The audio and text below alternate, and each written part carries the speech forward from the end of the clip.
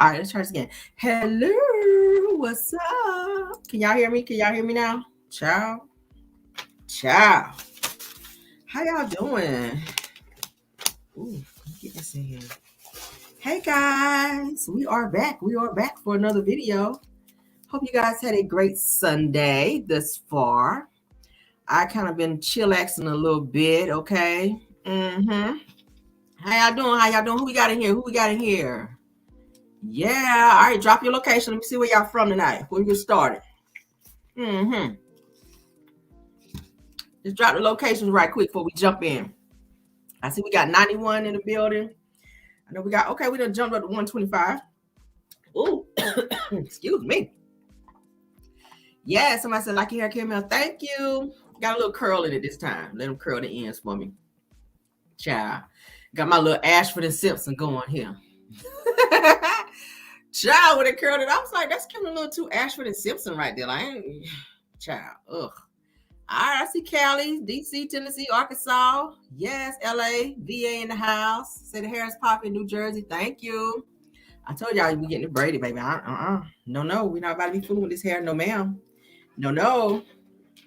Hey, Caramel in the chat. Saturday. It's good to be here. Your hair looks lovely. Thank you, baby. I appreciate it. You got to keep the hair done over here, honey. Yes, we do. Thank you, guys. All right. I see Oklahoma. I see St. Louis in the house. I see Richmond in the house. All right. Yes. Said you look nice, really. Thank you so much, Miss Ann. You look beautiful yourself. Okay. Yes. All right, Caramel. Somebody said North Carolina, love your hair. All right, North Carolina. I got family in North Carolina. I already told y'all the QC, honey. Queen City, Charlotte. All right.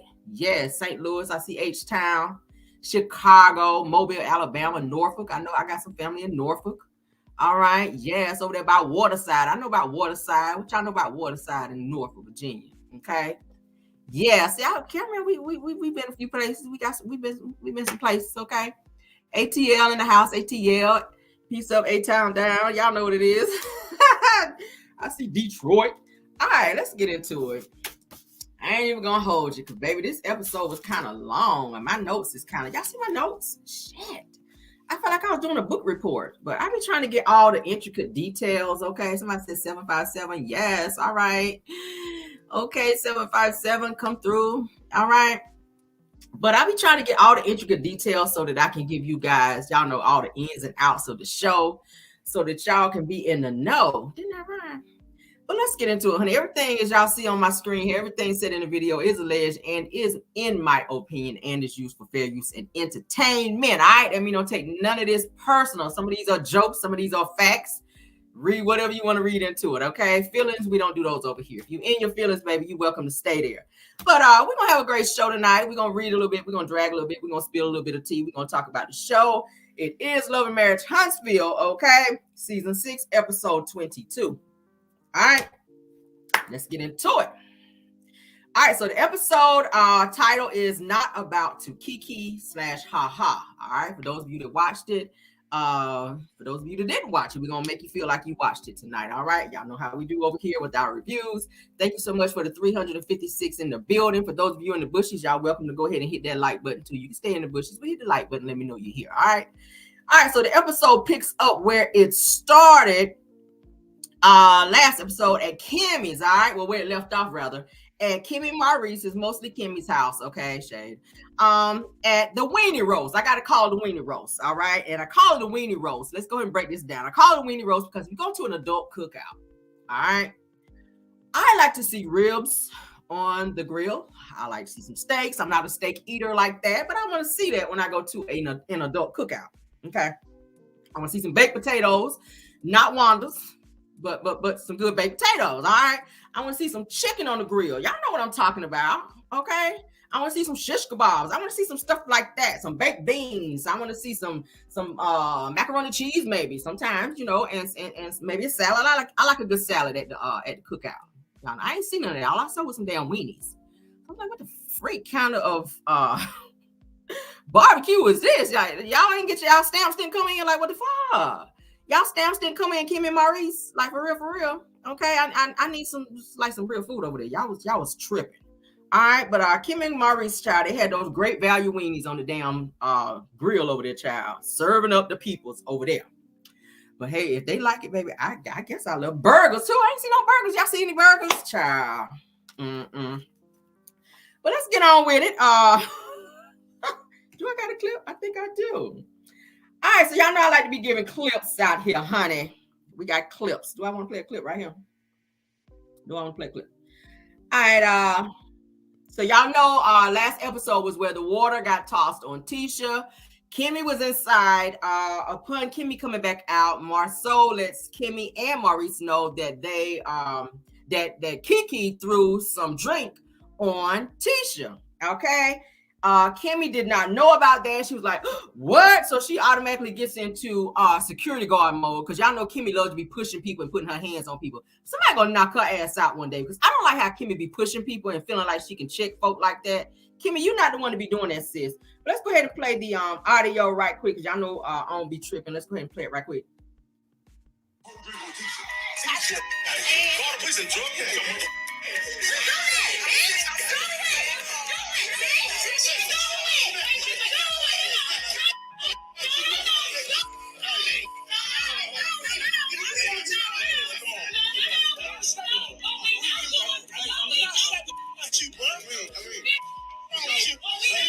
What we not doing?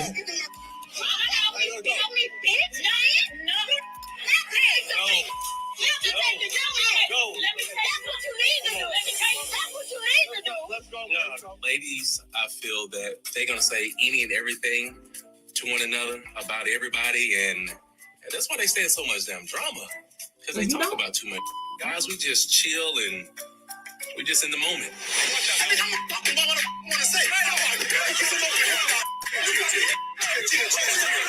not dealing with this bullcrap no more. Check your husband. You even said where smoke that's fire. Hey, let's go. Put that fire out. All right. Maurice, sorry that happened at your home. I get it. See, that's why I keep folks away from mine. I think Amin should have pulled Kiki aside before we even addressed this issue. Correct. 100% correct. I think that that's part of the duty of a husband, is to, remove your wife when she's in the wrong. Yeah, he felt like, it appeared that he felt like there was some measure of defending or supporting his wife that he was supposed to be doing. But you don't defend wrong. You can drug test me all you want to. I know what I'm doing. I'm good. I'll take a drug test any day. I'm 100% confident that I can pass that. You need to take a lie detector test. I bet you won't do that. Kiki. All right, so I'm gonna go ahead on and breeze on through this. All right, now just to give you guys an idea of what happened in that particular segment. All right, now Marceau is telling Kimmy and Maurice, he says, hey, says she just threw a whole drink on Tisha. She needs to get the F out of here, okay? Like that's your house, Marceau. It is not. You don't get to say who stay or who go. All right, so Kimmy, she looks surprised, like, what? When? All right, so then Marceau says, call the police, and drug test her mother effing ass, okay? So then Kiki says to Marceau, do it, bitch, do it. Okay, so she's hyped up. Kiki is on this right here, okay? So Amin, which is Kiki's husband, honey, he gets mad and he turns up on Marceau, and he walks up to Marceau and charges at him, okay? So while Maurice kind of stands there with this Hawaiian 5-0 shirt on, looking crazy, all right, and looking hella confused, Kiki's husband, like I said, goes for Marceau, and Marceau, baby, he is running, baby. He's a runner. He's a track star, baby. He ran up out of there. He was getting the hell up out of there. He did the whole Cupid shuffle up in there, y'all. He was doing the slide to the left, honey, slide to the right, honey, crisscross, baby. He done got behind Tisha. Baby, Marceau was getting the freak up out of there because he did not want them paws put upon him, baby, from Amin, all right? That's bad. You a sorry ass ninja if a man is coming for you and you hide behind your wife. Like, nigga, if he starts swinging, he gonna hit your wife. So what kind of man are you to be hiding? What kind of man are you to be doing there? Thank you so much, Black Titanic, for being here, showing some love. She is a content creator, all right? So then Kimmy starts pushing Kiki's husband back, saying, no. While Jalen is doing this, go. He on this shit. I was like, Jalen, sit your slow ass down, okay? Go somewhere and put your helmet on and sit your ass down. We ain't heard from you all season. You come back this particular episode and all you had to say was go. No, you go and sit your ass down somewhere, all right? Now, Chris Fletcher, he's standing in front, okay? He's standing in front of Marceau, like Marceau about to be stepping out from behind him, trying to be going and charging and trying to fight. I'm like, you don't need to be standing in front of Marceau, baby. He's not going any place. He's not fighting nobody. Like, he ain't gonna be fighting nobody. He ain't about that life. He ain't none about that life, all right? So Tisha was standing back, drinking a bottle of water, child, while all this was going on. Like, baby, literally, you should not be thirsty with all the water that just got put upon you. Like, you literally just left for baptism. So what you doing drinking anything at this point, girl? You should be fully hydrated by now, sis. Okay, catch that tea. Mm-hmm. But it was seeming like she was still thirsty. Maybe she needed a little bit more water up on her. So then Kimmy tells Amin and Keke says that what we're not going to do is that, meaning fighting, okay? So Kimmy, like I said, she forcefully pushes Keke, and then Marceau then grabs Keke and escort her out because she kind of snapped on Marceau, calling him a bitch, and was walking up to him like she was going to put paws upon him. And I was just like, baby, I'm loving this right here. I'm liking this Keke because finally, baby, honey, like the song said, finally, she finally speaks up and defends herself when it comes to Marceau and his bullshit, okay? Martel, baby, he's standing back like he watching a movie, drinking his drink, laughing like a little female that he is, because that's all he does. Not breaking up nothing, okay? He was not about to get his penny loafers all scarred up and scratched up, baby, because he ain't got but one pair. So he was standing back, baby, letting them do what they do. All right, so Martel says, be a confessional. He says that ladies are going to say pretty much anything to anybody, and that's why they have so much damn drama. He said because they talk about too much stuff. He says that guys are just chill, and we're just in the moment. Well, I can't really say that about you, Martel, because you stay being, you have feminine ways. You stay crying about stuff all the time. You stay in your feelings when Mel don't show you attention, when Mel don't speak to you. You stay putting 20 on 10. You stay putting 5 on 100 when somebody don't speak to you because you stay in your feelings like a whole female. So you kind of have to categorize yourself with a female as well because you stay saying too much and you stay in the drama as well. So cut it out. Production then rolls tape on Martel and Marceau and Maurice. Y'all remember at Madani when they had that altercation when Martel was fighting Marceau and then Maurice jumps in. Y'all remember that? So then they go back to show that you were also in some shit too, Martel. So sit it down and stop trying to act like you don't never be in the shit, because you do. All right, now. And moving on. See, I'm making little notes, but I'm going to skip through because we got a lot. All right, so then Keke starts yelling while they're escorting her out. I'm not dealing with this bull crap no more. Check your husband. She's talking to Tisha. And she says, that you even said that where there's smoke, there's fire. So she said, you put that fire out. Okay, so she's walking out to leave. Melody walks out behind Keke, and Stormy walks out behind her as well. I guess they're trying to be like these supportive friends. Like, hey, we're going to go out here and see if Keke is okay. Whatever. So they follow her out. Amin is walking out as well behind Keke. Mel walks by Maurice and she says to him, sorry that happened at your home. She says, see, this is why I don't be inviting folk to my home and I keep folk far away from my house because I don't be wanting this bullshit in my house, child. See how y'all acting over here? Y'all don't know how to act over here. You damn sure ain't gonna act like that in my house. All right, so Maurice, he's acting like he's real, like disappointed. He's like, yeah, I get it. And then he's just kind of looking all crazy as he always does. Maurice and Kimmy, they go via confessional and they say that I think Amin should have pulled Keke aside before we even addressed this, meaning that he should have checked her energy before coming to their house to make sure she wasn't on no bullshit to have this altercation at their home, all right? And said that when your wife is wrong, that she's wrong, you should check that. Kimmy says, says that it appeared that he felt like he should have defended his wife, but you don't defend wrong. And my thing is with Kimmy, you always like to speak up and speak out of turn, but my thing is you're always defending Maurice when he's wrong. He said on national television that you should just roll over and take it regardless to how you feel with you having cancer, baby. And you jumped your ass right on Fox Soul and you defended him. Even when Claudia Jordan said to him, Maurice, you don't want to kind of take back what you said and or apologize to your wife for what you said. He danced around it and still never gave an apology. And Kimmy let that slide.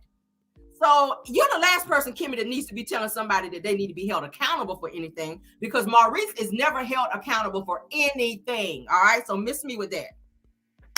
So Keke is still hyped outside. She's in front of Maurice and Kimmy's house, mostly Kimmy's.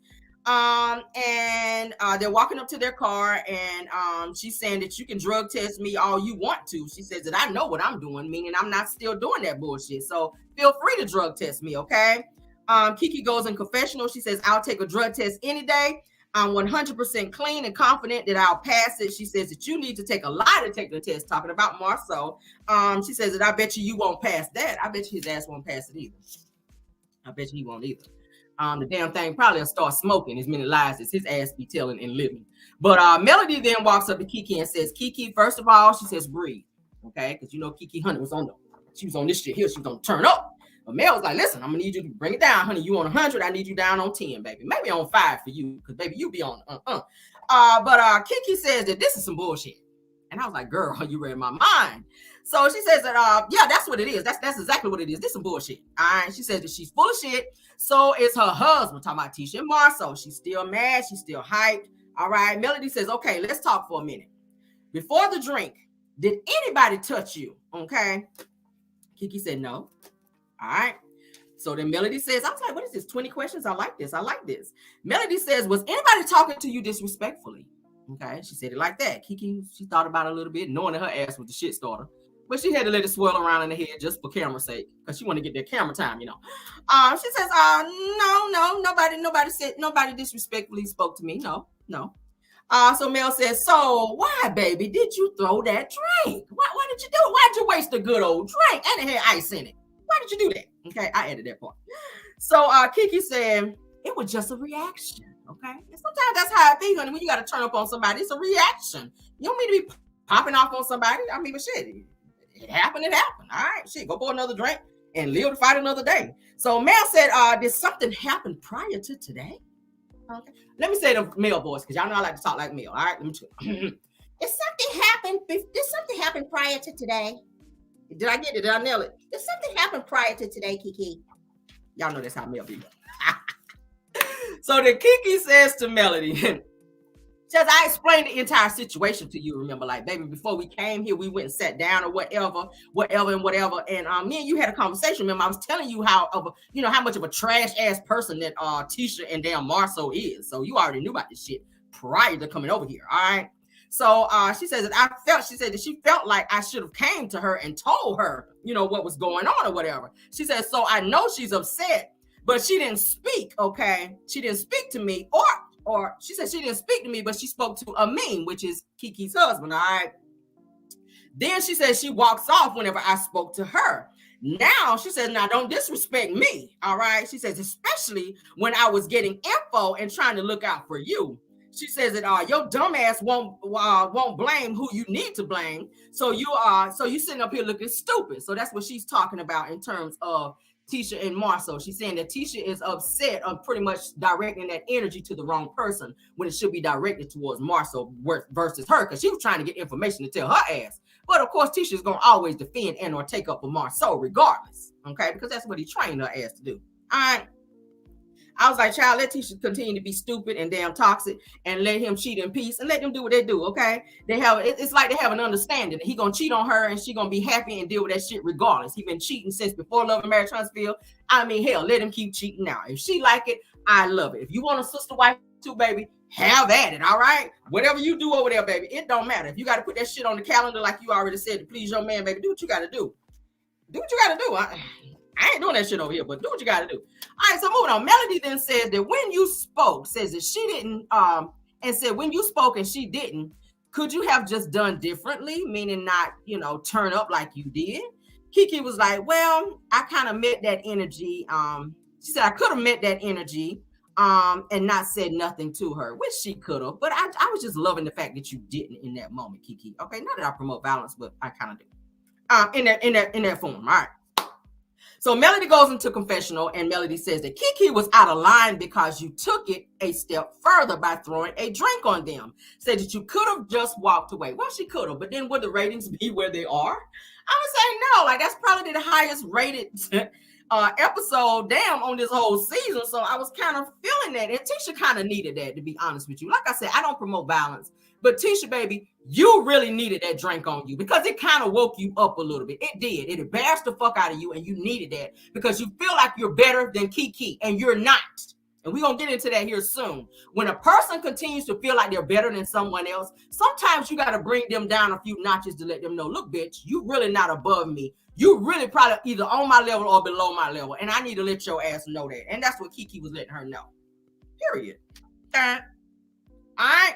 So back inside of the house, Kimmy and Tisha are talking. Tisha explains to Kimmy how it all started with Keke outside. All right. So while Kimmy and Tisha are talking, what does Marcel do? What he loves to do is walk up while two women are talking and take over the conversation and overtalk Tisha to where she couldn't even get out what she was saying. Okay. Which I didn't like that shit. Like, nigga, shut up and let me finish saying what I was saying. And take your baby teeth ass over there and finish your drink and talk to Maurice. Maurice is standing over there. Why are you over here while me and Kimmy are talking and interrupting me and stopping me from saying what I gotta say? Like, take your ass somewhere. So as soon as Tisha mentions to Kimmy about the threesome situation, Kimmy looks surprised that Keke mentioned it, okay? Like she already knew about it prior, maybe because she's going through the same shit, I'm gonna say. Because y'all know them Scott brothers are one and the same. They all hang together. They all do the same stuff, allegedly. And in my opinion, Maurice, Martel, and Marceau, the three homegos, all hang together. So, Kimmy, I would think that you would know, and this would not be a surprise to you, of Tisha talking about a whole threesome, period. All right. So Marceau then says to Tisha, says the whole thing happened because you were ignoring her. Okay. That's true. Now, so Kim and Maurice, they go back in confessional. Why they're doing so many confessionals this episode is beyond me. It's annoying as hell. And says that whatever the rumor is, Kimmy says that whatever the rumor is that Tisha and Marceau are dealing with, says that I don't know why Keke needed to be involved. Says that period.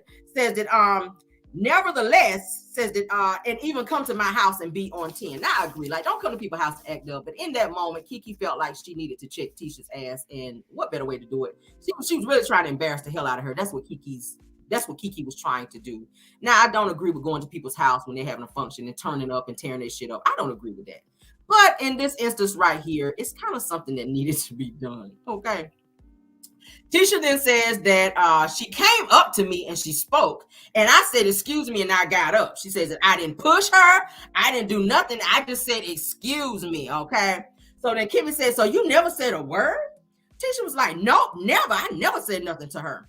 So then Jalen starts laughing. And then Kimmy, she kind of laughs as well because Jalen is standing in the kitchen while all of this is going on, soaking up everything like a little female. Well, your ass should be outside with the men. Why are you in here being nosy, Jalen? Trying to get some camera time. That's what you're doing.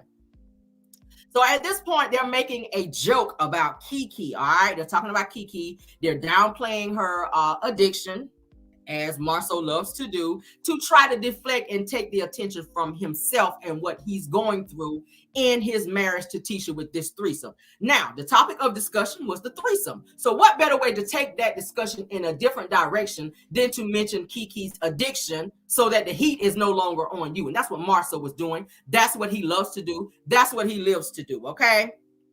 Marceau then says, the energy is like this because no one is believing her lies. Here we go. It's a build-up to him deflecting. All right. So what they're doing, like I said, is making Keke out to be this high, drugged out person, okay? While you cheat, Marceau, and run around on Tisha, okay, to avoid talking about your shit and hide behind Keke's addiction. And that's what you've been doing this entire season. They've been trying to get they've been trying to get Tisha and Marceau for 6 seasons to talk about this shit, but they hide behind other people in their storylines to avoid talking about what's really going on with them. Your marriage is not perfect. We keep saying it. We keep hearing it. I can pull receipts right now on shit that I know to be factual, and I will never, ever put allegedly in front or behind that shit because I know it to be facts. Okay? Period. I can do that shit right now. But let's continue. Now, notice Maurice is quiet, because he knows that there's some truth to the rumors as Marceau is talking, okay? He's quiet because, like I said, he's probably had some threesomes with them as well, because you guys know that we heard about said threesome activities that were going on at Credit One. Y'all remember when that was discussed? Maurice got scared at the reunion and tried to throw out the fact that he's going to be, someone's ass is going to be sued. And Kimmy looked at him like, bitch, you only have a certificate, pipe it down. You're not suing anyone, and we ain't got no fucking money to be suing nobody. So stop it. Okay, you know your ass be out to 3, 4, 5 o'clock in the morning, like you know you do. Settle down. Marcel then says, Kiki thought that she had some information on me. See, this is where you should have come in and said, you know what? I love my wife. I've never cheated on my wife. I don't cheat on her. But because you're trying to explain your way out of this situation, which further makes people think that you are a whole ass cheater out here. For a person who always like to deflect and lie and said you've never done this and you weren't cheating, I've never heard Marceau say once, I love my wife. I've never cheated on my wife. I would never do her that way because that is my heart. Or that's my wife. I would never disrespect my wife like that. He won't do that, but what he will do is deflect and make somebody else feel bad for the shit that they've done or some shit that he think he know about them. For a person that, I'm just saying, for a person that try to be so perfect, I've never heard you say that. All right, so Tisha stands there looking stupid, knowing that she's covering for Marceau, okay? Tisha knows that there's audio, okay, of her crying on the phone because Marceau is out, like I said, late at night and not coming home. And did you also not say that you feel that you're not enough for your husband and that you feel that he will mess around on you?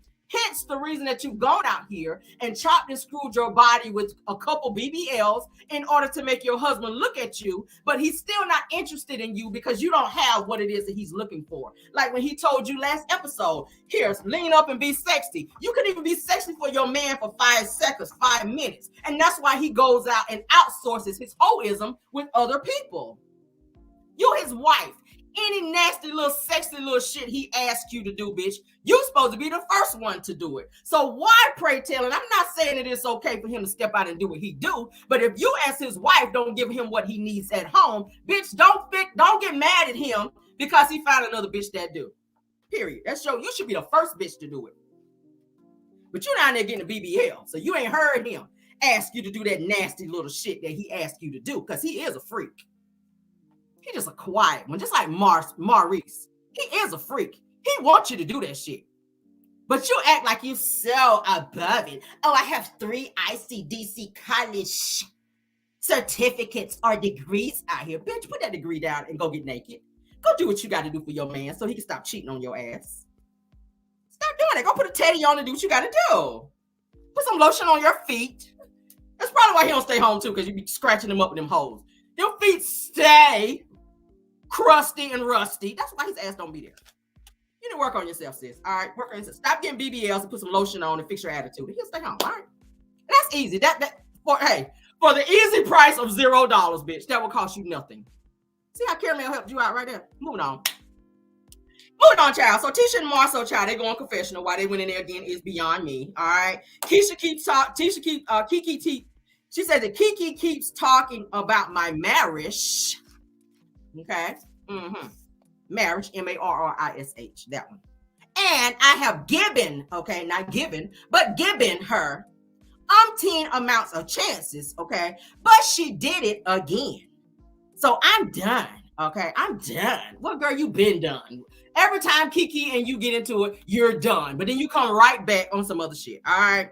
So Tisha does the infamous look over to Marceau for approval when she's talking to make sure she repeated everything that he coached her on prior to the confessional, because y'all know that's what she does. Whenever she's talking, she always has to look over to her father, okay? So he give father vibes. She's got to look for confirmation to be like, okay, did I say it right? Because I don't want to get sent to my room when we get back home. I know it's only 3 stairs, but I don't want to go up there when we get home, okay? Let's move on. So she's shaking her head when he's talking, like for confirmation. Okay, I read body language, so that lets me know that you guys have already talked about what you're talking about. And it's another deflection. The two of you have trained each other to deflect. All right. So Marceau continues and says that says there's nothing that Tisha can do to stop this foolishness with her, meaning Kiki. Says, so just understand where things are and move forward. Okay. Yeah, okay. So Tisha says, yeah, so I just have to be done. There's nothing else that I can do. That victim shit. I said, here you go. Here come that victim stuff. So she says that So Keke wants the life that Tisha has, okay? That's what Marcel was saying pretty much, that Keke wants the life that Tisha has. This is why Keke continues to come for Tisha, because Keke wants the life that Tisha has. And I said, well, what kind of life is that, pray tell? Let's do a rundown, shall we? Because y'all know I love a good rundown. Let's do it, okay? So if Keke wants to be Tisha, Keke is a whole professor out here. Okay, Keke is a professor. Keke has degrees. Tisha has degrees. Keke is married. Tisha is married. All right. Keke is on Love and Marriage Huntsville, just like Tisha's on Love and Marriage Huntsville. Keke has kids. Okay, one who is very athletic. Tisha has a son who I think runs track or something like that, who's athletic as well. So it's kind of y'all kind of neck and neck right now. Stay with me. Keke stays in a bigger house than you, Tisha. Okay, she does, and you don't remodel your shit, and y'all came back home to the same square footage. Go figure, girl. So Keke drives a Mercedes just like you do, Tisha. Okay, Tisha has more arrest records than Keke. Go figure, okay? But loves to play victim and making it seem like she's better than Keke because Keke had a pill addiction, okay? But Tisha, let's talk about the shit that you've done. Because I have a problem with people who always like to talk about people's things that they've done, but never like to acknowledge the things that they've been indulging in. Let's talk about it, shall we? Now, Tisha, haven't you stolen before and got caught, all right? Haven't you avoided taxes and owed back taxes and didn't pay that? Don't you have an alleged drug arrest as well? And we said alleged there. Yeah. Did you pull up to a woman's house, Tisha, looking for Marceau? Did you not do that and got over there trying to be fighting said person and got arrested? Okay. Didn't you try to fight a said Becky over your husband who everybody is saying it is out here cheating and got your ass locked up? Didn't you bust somebody? You was out here on your Jasmine Sullivan and bust somebody's window up out their car over Marceau or Marho. Let's call it Marho because that's what it's giving. Okay. Didn't you steal some makeup and hide it under your baby in the stroller? I ain't heard none of this shit about Keke. We just still on the addiction with Keke. All right. All right, but yeah, you stole some makeup, girl. You stole some Maybelline or whatever and whatnot and hid it under your child, honey, like the thief that you are because your mama taught you so well because she was stealing too. Y'all know she was a whole booster out here. Besma's booster is what Wanda was. So she don't train her daughter to do the same shit. Now, Tisha, then you drive around with no license for a little while there, sis. Then you want you out here riding dirty for a little while, Tisha, with no license, okay? Tisha, don't y'all have abatement charges, okay, because y'all asses is nasty and don't clean y'all property or whatever, and you have more than one abatement charge as well, all right? Now, ain't you being sued for fraud and misrepresentation over there now? For y'all businesses over there, all right? Ain't y'all doing that? Ain't y'all been accused of stealing from several businesses? I can keep going. So what is it, pray tell, that Keke would have to be jealous of you for, Tisha? Because you really ain't got that much shit going on. Your husband is trash. I'm saying right here. He trash. He don't acknowledge you. He refused to marry or remarry your ass on national television and embarrass the fuck out of you while you standing there. Martel, you sure you don't want to get my bitch now? I'm only here for these kids. Ain't that what he told you? Yeah. That's what that were. Ain't that what he told you? He don't want to get remarried to you. Hell, he barely want to be there like he is. And I keep saying, as soon as that baby girl, the woman with speech impediment like their mama, as soon as she turns 16, bitch, he is scared.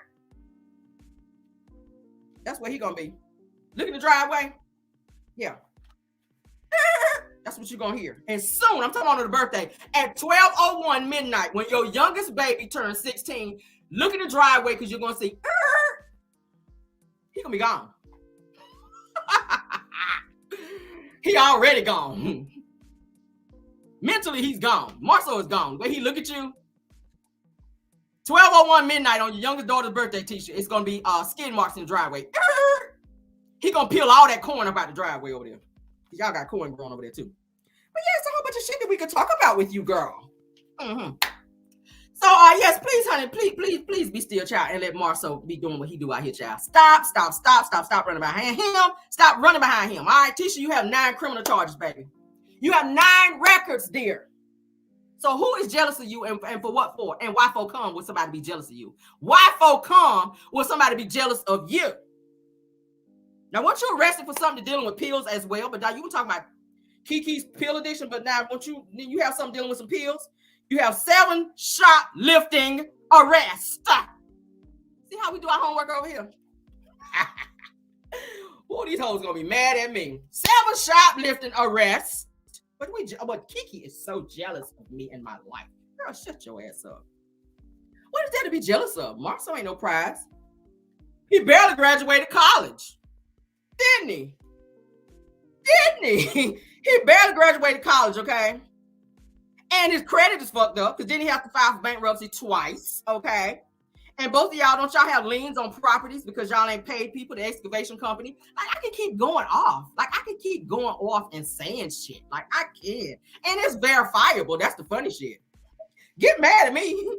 Get mad at me. Then y'all filed for some PP loans. Didn't y'all have filed for PP loans? And I'm thinking some of that paperwork might not be right, but I'm still digging on that. We'll put allegedly right there. We'll put a pin in that. Allegedly. But y'all have a lien on Scott Manor because y'all didn't pay the excavation company, which they put the lien on there. That's why y'all ain't driving y'all ass up that mountain this season. And I peeped it. That's why y'all ain't driving up that mountain playing in our damn face, okay? Yeah, so yeah. Worry about that first. Before you worry about thinking about somebody is, somebody secure responsibility. That's what we do over here. It's verifiable too. I ain't gonna never fuck around and say something on my page if it's not verifiable. I can pull that shit up right now. Let them come for me. I'll be here. All right. But let's carry on. Because I had to be messy. Let me move my bangs. Because I love being petty. Y'all, I told y'all, Pettyville, honey, you're here. Pull up to Pettyville, we're here. All right, so clearly, like I said, Wanda had no prenatal care, baby, when she carried you. Because you are very vastly delusional over here. That's what it's giving. It's giving delusion. Your mother had no prenatal care with you. This is why your ass is batshit crazy like you are. Okay? Go off. And whatever and whatnot. All right? Oatmeal pie face ass. And go clean your room. Because I'm tired of the camera crew coming here. Moving on. Now, Kiki's outside still snapping off. All right? She's still popping, snapping off. She says that she is not putting up with the bullshit no more. Okay? And she's done. Cousin or not, we're done. That's what Kiki says. Kiki says that y'all don't know how many years that I've been dealing with this. I'm sick of this shit. All right? She said it's a build-up for all the stuff that she and Tisha have dealt with. Thank you so much for 969 in the building. So Amin, her husband, then jumps in and he says that I've been telling her not to deal with them, but she will not listen. All right? So Melody says that y'all are frat brothers, okay? So I know that you guys do not need to be fighting, right? Okay? And I was like, you don't mean fighting. You mean one person was running around. Like, Amin was like, bitch, I didn't come over here to play musical chairs. But it's looking like that's what we're doing right now. Because I just came to hit a bitch. And he is running around like some little stray dog out here. Like, he couldn't even get close to. He couldn't even, like the old people say, he couldn't even get much close to him. Because his ass was running like a track star. Running like a track star, honey. And won't no music playing. Like, bitch, why are you playing musical chairs and there's no music? Sit your ass down, okay? Or stop talking shit. So Amin says that I put up with a lot. He says, but when you cross the line, I'm gonna put these paws on you. And I was just like, sometimes you need them paws. Sometimes you got to put that act right on somebody when they keep up and trying you. And Marceau is one of those people that need that good old act right.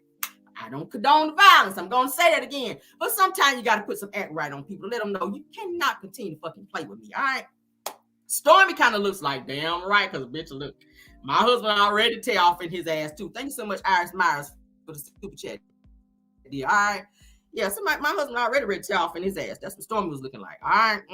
So Amin, he closes the door because Kiki by then she done got in the car and they actually go ahead and leave. All right. So of course there's another confessional where Melody she says that I know my emotions get high. She says, but what did Tisha do today? All right. She says that it has to be more. It has to be more that made Kiki snap off like this. So it's like Mel is on her Iyanla Vanzant trying to fix some lives in this episode, okay? Oh yeah, Mel was on her Iyanla Vanzant. I was like, you better speak Melody Iyanla Vanzant in this episode, honey. Trying to fix somebody's life in here, girl. Yes, you are. So Melody goes, honey, back into the weenie roast. That's what we're gonna call it, because that's not a barbecue. That's not a barbecue. So Melody, honey, she sashays because y'all know she got on her heels, baby. She was walking like this, honey, with her shorty shorts on, honey. She's showing them legs, honey. She went on back into the weenie roast and whatnot. And she gets her plate because you know Melody's gonna eat. I was like, okay, we're at a weenie roast. I ain't seen you fix no plate yet, Mel. I need you to get on it because you know you gotta be eating, girl. Y'all know Mel is gonna eat if she don't do nothing else. She goes get her plate. And she gets her plate, baby. She's fixing her plate. Martel is up there fixing him a plate because, baby, you know he ain't got no food at home either. Well, not either, but yeah, he ain't got no food at home. So Melody asked Tisha, said, you okay? Because Tisha's up there getting her some food as well. All right. She said, you want to change shirts or anything? Because y'all know her wrestling shirt that she had on. Y'all know Tisha had on her wrestling shirt, child. That was all toe up, honey. It looked like her and Marcel was fighting before they got there. So Tisha was like, I'm good. I'm good. I'm gonna keep my wrestling shirt on. I call it a wrestling shirt. I'm gonna just keep my wrestling shirt on because it's thin enough, it'll dry out or whatever. I was like, oh, okay, girl. Because y'all know she dressed like a little night walker now that she done had her 2 BBLs. I don't know who told her ass that she is fine out here, but girl, please sit down, okay? Because you look like Bone Crusher from the waist up, all right? And from the waist down, girl, it's giving hell no. It's giving hell no as well. But you like Bone Crusher from the waist up, Tisha, just let you know, all right? So fix that. You'll fix a flat recipient from the waist down. You are, girl, all right? So do they give shoulder reductions? Anybody ever heard of a shoulder reduction? I'm trying to help Tisha out because I might have to go on and have to raise a GoFundMe to get a good old shoulder reduction for Tisha. Because yeah, it's like you need to get your body fixed out here, girl. Because that's not giving. Your shoulders is too much. That's probably why your husband don't want to be laid up in the bed because it feel like he laying with a man. It feel like he ain't a good man, Savannah. It feel like he want to be laid up with a man, laying up in there with you, girl, with them big ass shoulders, looking like the Hulk. But let's move on, child. Don't let me talk you to them. So Marcel, honey, is seen sitting at the table by himself. Okay, he's looking all alone, child. He's like, oh, you done told my shit. This is what he's saying in his mind. All right, let me say what he's saying in his mind. All right, they done told my shit and they done got this shit on camera and I'm embarrassed. So he's sitting over there all by himself, like somebody done licked the red off his candy, sitting over there like his ass waiting on the bus. That's what he was looking like. Looking all defeated because Keke done put his shit out there and he mad. All right, it's all over his face. Like the song said, it's written all over your face. And I was enjoying that shit thoroughly. All right. But he looked real bothered, and I was enjoying it. I was enjoying that a little bit, just the petty side of me. So Melody walks over to ask Marcel, okay, which was very nice of her to do. I wouldn't have checked on his ass. She said, Marcel, are you all right? Marcel, he with his sad voice, I'm good. Shades on, y'all. No eye contact. Looking in the wind, like he just want to go jump off a building or something. That's how he was looking. I was like, oh, okay. Like, did you go cry in the bathroom before you came out? Because you had your shades on. We can't see your eyes. It was looking like you might have been crying after that. But whatever. So then Tisha, she kind of hurries up and get over there when she see Mel walk over there to Marcel, baby. She hurried up and put that corn on the plate and flew her ass over there with her wrestling shirt on because she wanted to hear what they were talking about. Because, you know, she don't like the two of them to be in the same space by themselves like that because, you know, she real insecure like that or whatever. So Tisha says to Marcel, you don't want nothing to eat, okay? So Marcel was like, nah, I'm good. So he's pissed, all right? So production, y'all know production got all that shit on camera, and like he won't try to be having that on camera because y'all remember he said, yeah, we're not gonna do this. No, we're not gonna do this. So he's trying to tell production like, don't film this shit because y'all know he'd already made a pact with Carlos King at the beginning of the season to be like, we're not gonna be talking about our infidelity. So the fact that shit was on camera, he's sitting there like, shit. I already know they're gonna talk about this shit at the reunion now because y'all know what it was filmed. They gotta address that shit at the reunion. Thanks so much for the 1,026 in the building. So Tisha, like I said, she hurried up, child, threw that corn on the plate. The damn corn almost rolled on the floor. She heard him, got her ass up over there, and sat down at the table. Because like I said, she saw Mel over there with Marcel. She wasn't about to have that shit. So Melody said, "Well, that's understandable." Said that he kind of lost his appetite, and you know, just try not to move like that. You know, meaning like the situation with Kiki. So Marcel was like, "Yeah, you know." The bad part about it is that this has been going on for a couple years. Well, you've been in the bullshit as well. Like, save the drama. So he says, unfortunately, once something comes out about me, everybody just automatically believes it. Here we go with that victim shit. I was like, you know what? Whatever, Marcel. Stormy then joins them and sits down at the table. She's eating, okay. Lips touching the nose. She chewing so hard. I was like, girl, do you know you're on camera eating like that? Like, why your lips is touching your nose when you chewing? I don't like that look. But go off. So then Tisha kind of chimes in with a mouthful of food, which she does that all the time in every scene. She did it at the little baby reveal when she talked with a mouthful of food. I was like, girl, shut your ass up. Chew, swallow, then talk. All right, that's rude as hell. I know your mama didn't teach you nothing, okay? But damn, that's rude as fuck. I don't see what's in your mouth when you talk. So Tisha and Marcel, child, they go into a confessional, child. I skipped. Hold on.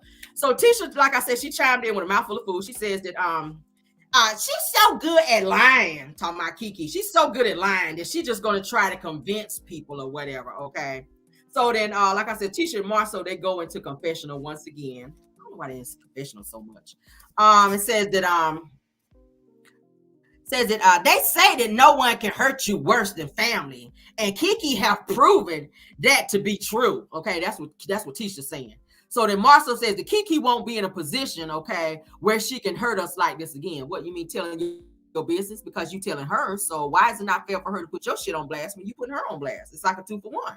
Like, you tell my shit, I feel compelled to tell yours. And that's what Kiki is doing, instead of you being able to just come for her. See, Marcel don't like when you come back at him and give it back to him like you be doing him. Now he in his feelings, he playing victim. He want to sit over there and act all sad, and he want people to come up to him. What's wrong with you, Marcel? Why are you feeling like this? You know, don't worry about it. Kiki, he want that shit when you know you initiated. So stop it. Ain't nobody falling for that mess. Tisha says there's nothing worse than a family member that's evil. And I was like, well, what about your mama? Because I can call her Eveline looking ass up there from the Wiz. Y'all know she look just like Eveline from the Wiz. Your mama is evil. Go look at her YouTube videos. Your mama is evil. You call somebody else evil, look at your mama. Start with her and work your way down. All y'all country bumpkins. Okay? Your mama is evil as hell. Period. Let's move on with her criminal ass. Oh, there's my booster. But Tiffany and baby Ace, honey, they walk in. Lewis is not present because he ain't want to be present. All right. He's at some type of game coaching, which is the story that Tiffany gave us. We'll go with it. Whatever. So everybody's excited and surprised to see Tiffany when she walks around the corner with baby Ace. He's cute as a button. He's laying down calm this time. Maybe she breastfed him baby before she came in, because y'all know he stay crying because he be ready to eat. Martel, Kimmy, Chris Fletcher, they all kind of stopped fixing their food to look up at Tiffany like, oh my God, like they saw a ghost, like, oh my God, like look at Tiffany, and she brought the baby. So they all greet Tiffany and they're my Ace or whatever. He's so cute. Jalen, he kind of pulls up with the Jeep after that. Kimmy, she kind of looks like, who that pulling up? Like, who is that pulling up in my backyard? And then it kind of registered to her a little bit later on that was her Jeep. She says, that's my Jeep. She kind of jumps up and runs over. She's excited. She jumps on Maurice after, she goes and gets in the Jeep. She's happy about this damn Jeep. That's my Jeep. That's hers. I was like, okay, girl, you ain't never had nothing. But so Kimmy says that she's happy that she's got her Jeep. And she said, She says, I'm happy that I have my Jeep, and I'm happy that Jalen is here also in my yard. So she's happy that her son is there. She's happy that she's got her Jeep.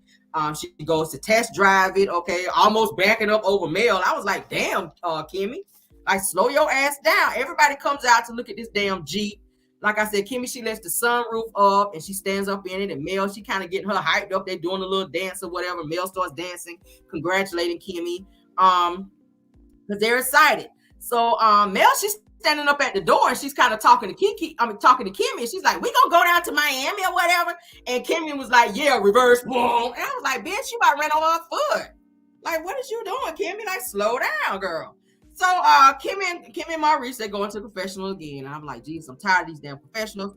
Kimmy says that he knows that I've been wanting a Jeep like for a very, very long time. I'm like, when you put two berries on it, that means he ignoring you. You should not have to ask him but one time for a fucking Jeep if that's what you want. And you should get it because you give him everything that his ass wants. So you should not have to put two berries on there because that's too long to be waiting on the damn Jeep. All right. So then they're kissing in the confessional, child. And she's like, oh, give me more. And they like, I was like, barf, barf, barf. Moving on, child. Melanie then says to Kimmy, like I said, we got to go to Miami, whatever. At that, that's Mel, child. She on this shit here. At bad, she dancing. And like I said, Kimmy throws it in reverse and about ran on her damn toes. And then they just kind of watched Kimmy drive off to go and test drive her Jeep with her two homegirls that was there. They hopped in with her and they went on. So next scene is Tisha, like I said, she's standing up, she's talking, she's smoking a cigar, looking ghetto as hell, with baby Ace sitting a couple steps away, which I didn't think Tiffany should have had the baby right there while they're smoking. Like, that was very irresponsible. As a mom, you got other kids, so you know you should have been sitting there with them smoking and that smoke coming over there. I didn't like that. I kept saying, will you get your ass up and go sit at another table while they smoking, girl? But anywho, Tisha tells her cousin Courtney, okay, bad wig. I got a picture.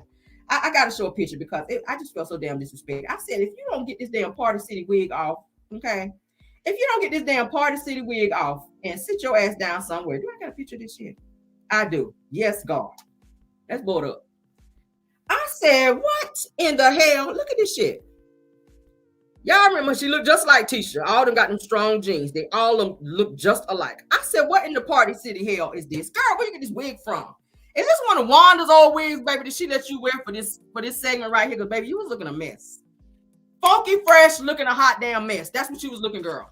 But, yes, girl, with the, and your makeup was giving casket ready too. Yeah, I'm reading tonight. I'm reading and dragging tonight. I'm sorry. I'm sparing no one. No one is spared tonight, okay? You were giving casket ready with the makeup, girl. It was too light for your skin tone. You did not blend, girl. You got to blend, girl. You got to blend, girl, okay? But, girl, you know, like you just left a drag show or whatever. This was given. But anyway, so Tisha then says that she's been calling around and asking people stuff about me, meaning Kiki, all right? Says they've been asking stuff about me and Marcel, and I called her out about it, okay? Or I called her about it, all right? And said that she lied to me, all right? Mm-hmm. So cousin Courtney, honey, aka Party City Wig, says that I heard that it was a bunch of rumors going around, all right?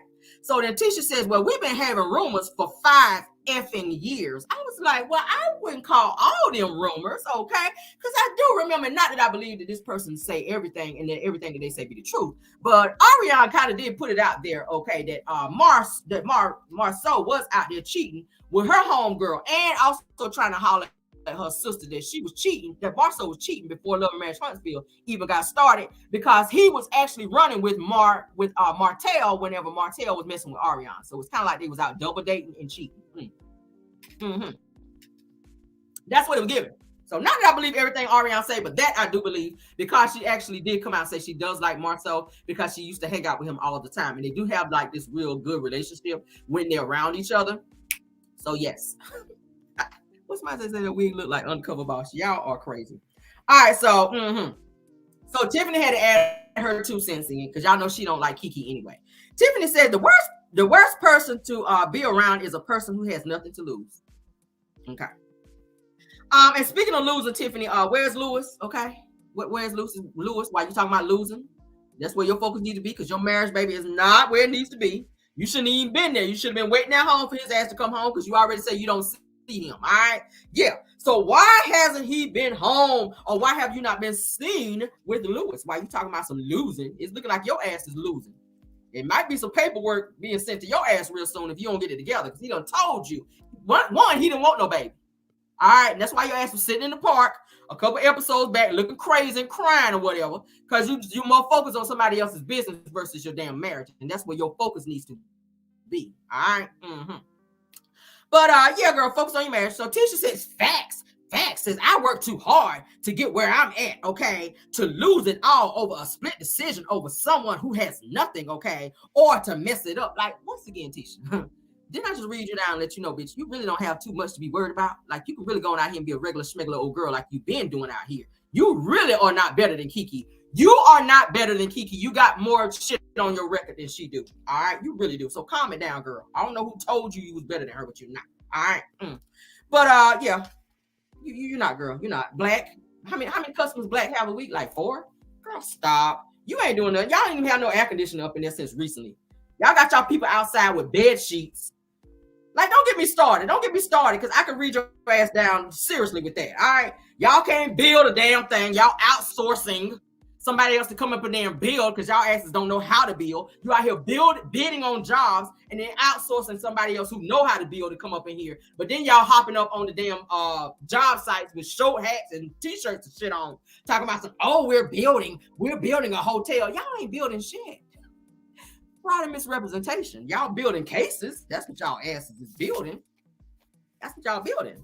Anybody can put on a damn t-shirt and some kids and take their ass out to the job site and say, oh, we're building something. You ain't building nothing. You building lies. All right. And even those are crashing down. Let's continue though. Damn. Oh, they get on my nerves with the lies. Renting cars and shit. Nigga, y'all not about that life. Y'all ain't got shit over there. Stop it. Girl, bye. And close the door behind you. All right, so Cousin Wig, honey. I'm going to call her Cousin Wig from now on, child. I can't call her Courtney because I don't want y'all to get confused with Stormy Cousin Courtney. So we're going to call her Cousin Wig, all right? Cousin Wig, all right? Cousin Wig, down. All right, Cousin Wig. All right, so Cotton Wig, honey, says that y'all really need to check Marceau, telling Tisha. All right, y'all, you need to check Marceau. Tisha kind of gets a little attitude with her and says, why I need to check Marceau? For what? Girl, for a lot of things you need to check his ass for. Well, go off. So Tisha says that she needs to check Amin, and Amin needs to check her. Now, how about that? No, you need to check your husband, girl, and you know you need to check him. You know why you're not checking him, girl? Because you can't check him, girl, because your ass gonna be checked, okay? And you can't write no checks either from what I told, but let's move on. So Kimmy then comes back, honey, with the Jeep after out here in the streets, honey. Kimmy then says, I just hated that girl was fighting in my house. Like, Kimmy, shut up. Kimmy, shut up. Didn't you push her? See, you wanted to fight too because you pushed her. That was disrespectful to her. You ain't have to do all that. She said, I've been waiting a long time for my Jeep, though. So she want to talk about this damn Jeep. So Kimmy goes in the backyard where everybody else is, honey. Martel, he's standing there stealing more lemonade, child, because y'all know he ain't got shit to drink at home. So he hurrying up, child, and keep filling up his cup because he know when he get home, all he got is some water out the speaker. So he ain't got shit over there. So he like, ooh, lemonade? I ain't had that since I left Mel. But let's get another cup. So Tisha, honey, is still talking to junk about how that mess went between she and Keke. And of course, y'all know Keke is gone. So now that Keke is gone, Tisha can finally talk, honey, and talk her shit because she ain't gonna never do it in your face because that's how she operate. Okay. So it's like I said, she was real quiet when Keke was there. She couldn't get nothing out of her. Reese, we got some more cars. She was on that shit. She wouldn't say nothing to Keke because she knew Keke was gonna fly off in her ass. But now that Keke is gone, she can go ahead and talk all the shit she want because ain't no repercussions behind that, okay? But little did she know Mel was there, honey, taking notes, honey, kissing ass and taking, well, not kissing ass, but taking names, honey. She was like, oh, Santa Claus, honey, making a list and checking it twice so she can go back and tell Keke, honey, what was said out of her presence or whatever. Check that. So then Tisha says that this was a month ago, okay, when she was trying to see me, okay, and she had nothing to tell me face to face. Instead, she wanted to tell me on the phone. That's what she's talking about, Keke. So Mel, like I said, she's sitting there texting, honey, maybe taking a little notation so she can go back and tell Keke, honey, what was said about her ass, all right? While Marceau then comes and adds his 2 cents that nobody asked him to add. Stormy kind of looks like, I'm sick of this shit, all right? She over there sitting there eating. She's like, look, I'm sick of this shit. I'm sick of this shit. All right, so let me go ahead and play a clip right here, child, so I can save my voice, honey, because we got another clip for y'all. All right. Are y'all enjoying the show so far? I hope you guys are enjoying the show thus far. Ooh, child, I'm getting tired. I feel a little too animated tonight. I'm getting tired up in here. I'm sweating a little bit. All right, let's see. All right, so here we go. That Keke and Tisha are off and that there's a situation. It must be real because Marceau's involved to protect his wife. That's rare. So something happened. Thank you so much for the super chat. Jay Owens, thank you. I got it. You don't have one. As soon as you got one, you left me. Those are hard to find. You know that, right? Yes, sir. Look at her. But you can find it in my backyard. This day turned out great after all. Well, I'm still kind of lost because I'm here to trick this story. Let me tell you something, okay? I'm going to be honest. And Courtney don't think it's a lie. Liars lie. And she knows this. So don't try to act like you don't know when you know. I think over time, we've all seen that when it comes to Tisha, Marcel, rumors concerning them, she likes to roll with what she likes to roll with, which is what he tells her. And that's okay, because it's her husband. She do what she want to do. That ain't nobody's business, for real. She do whatever she wants to do and believe whatever she wants to believe.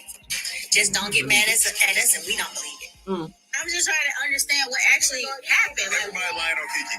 Me and Tisha lying on Kiki. The video that the news put out is lying. The video that they captured at this $1 billion company is lying.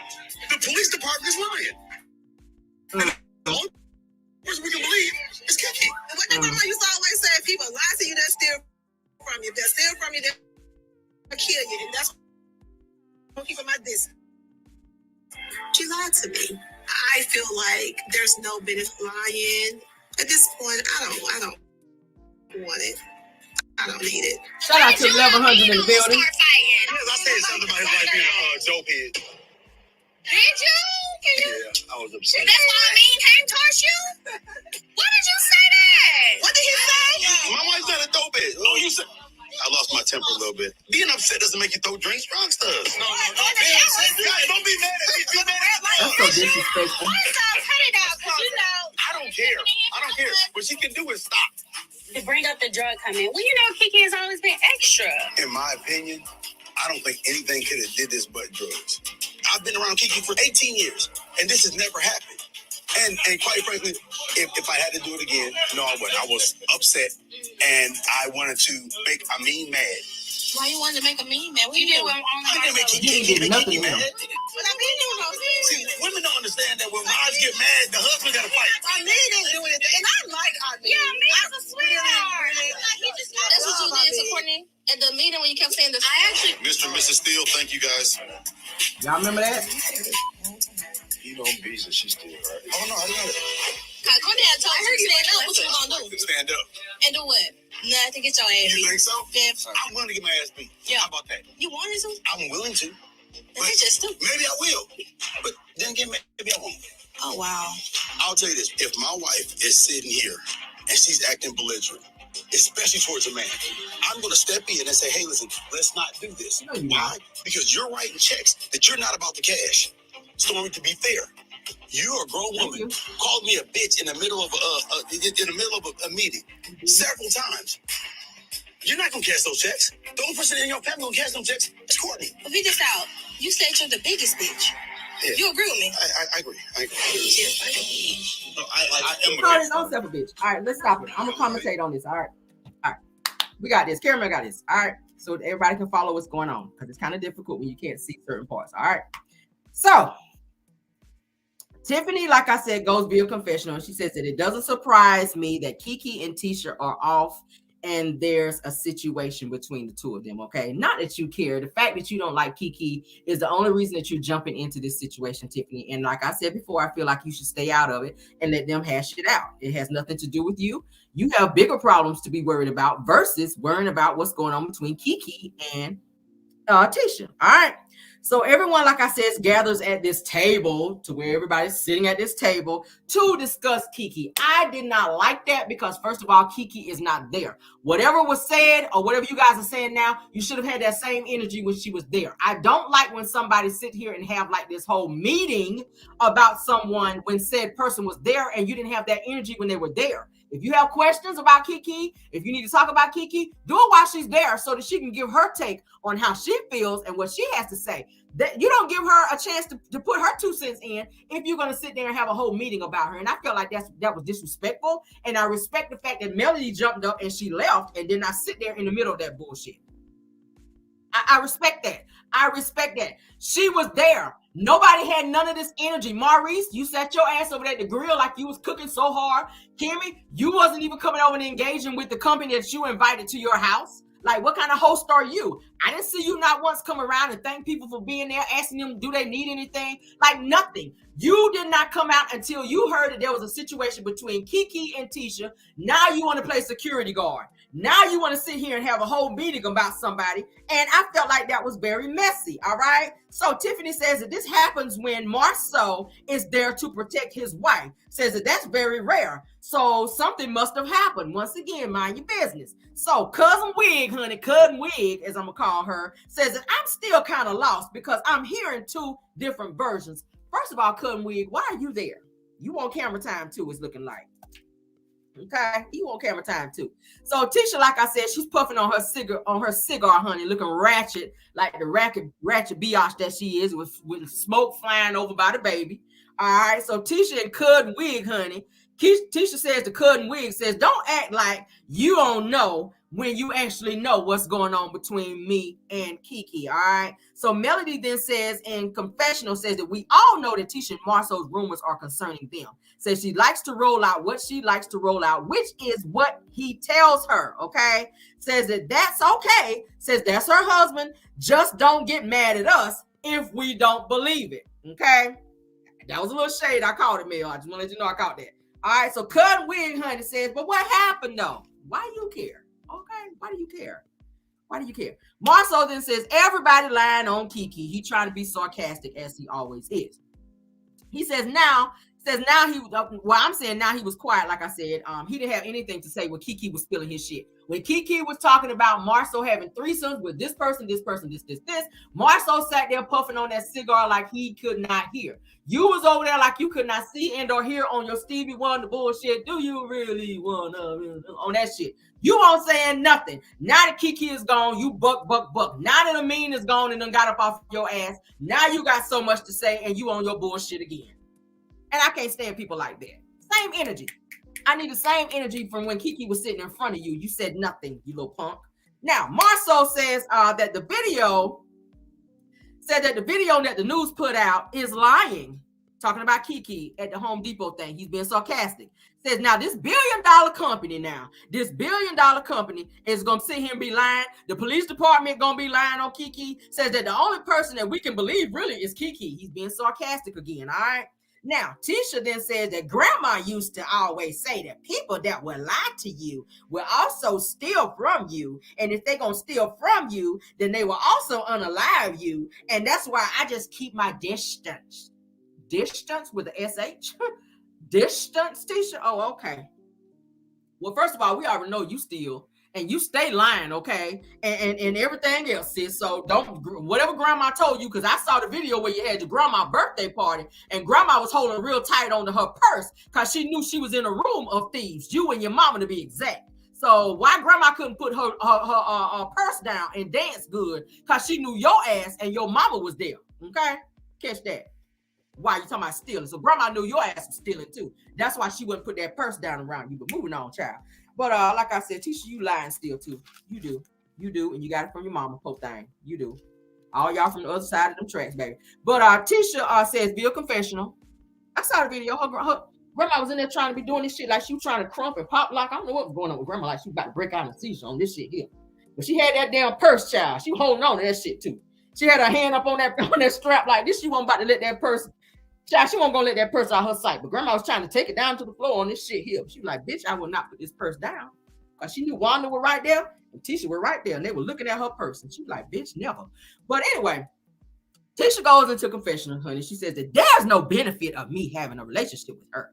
That is pretty much that is back to the same old drama, okay? She says at this point, I just don't want it.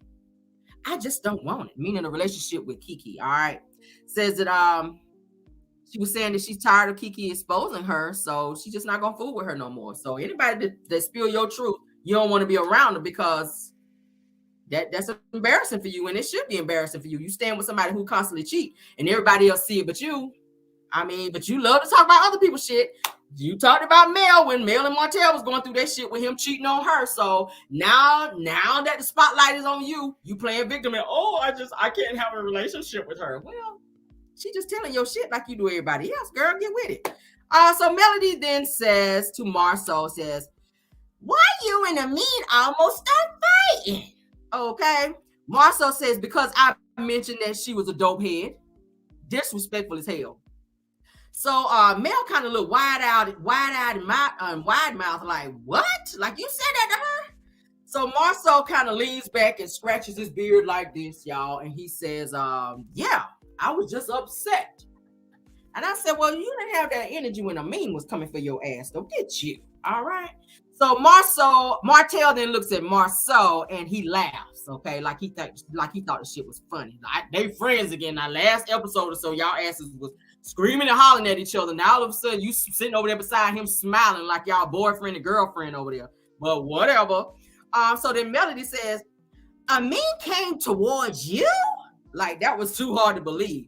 So Marceau was like, yeah. And I lost my temper a little bit.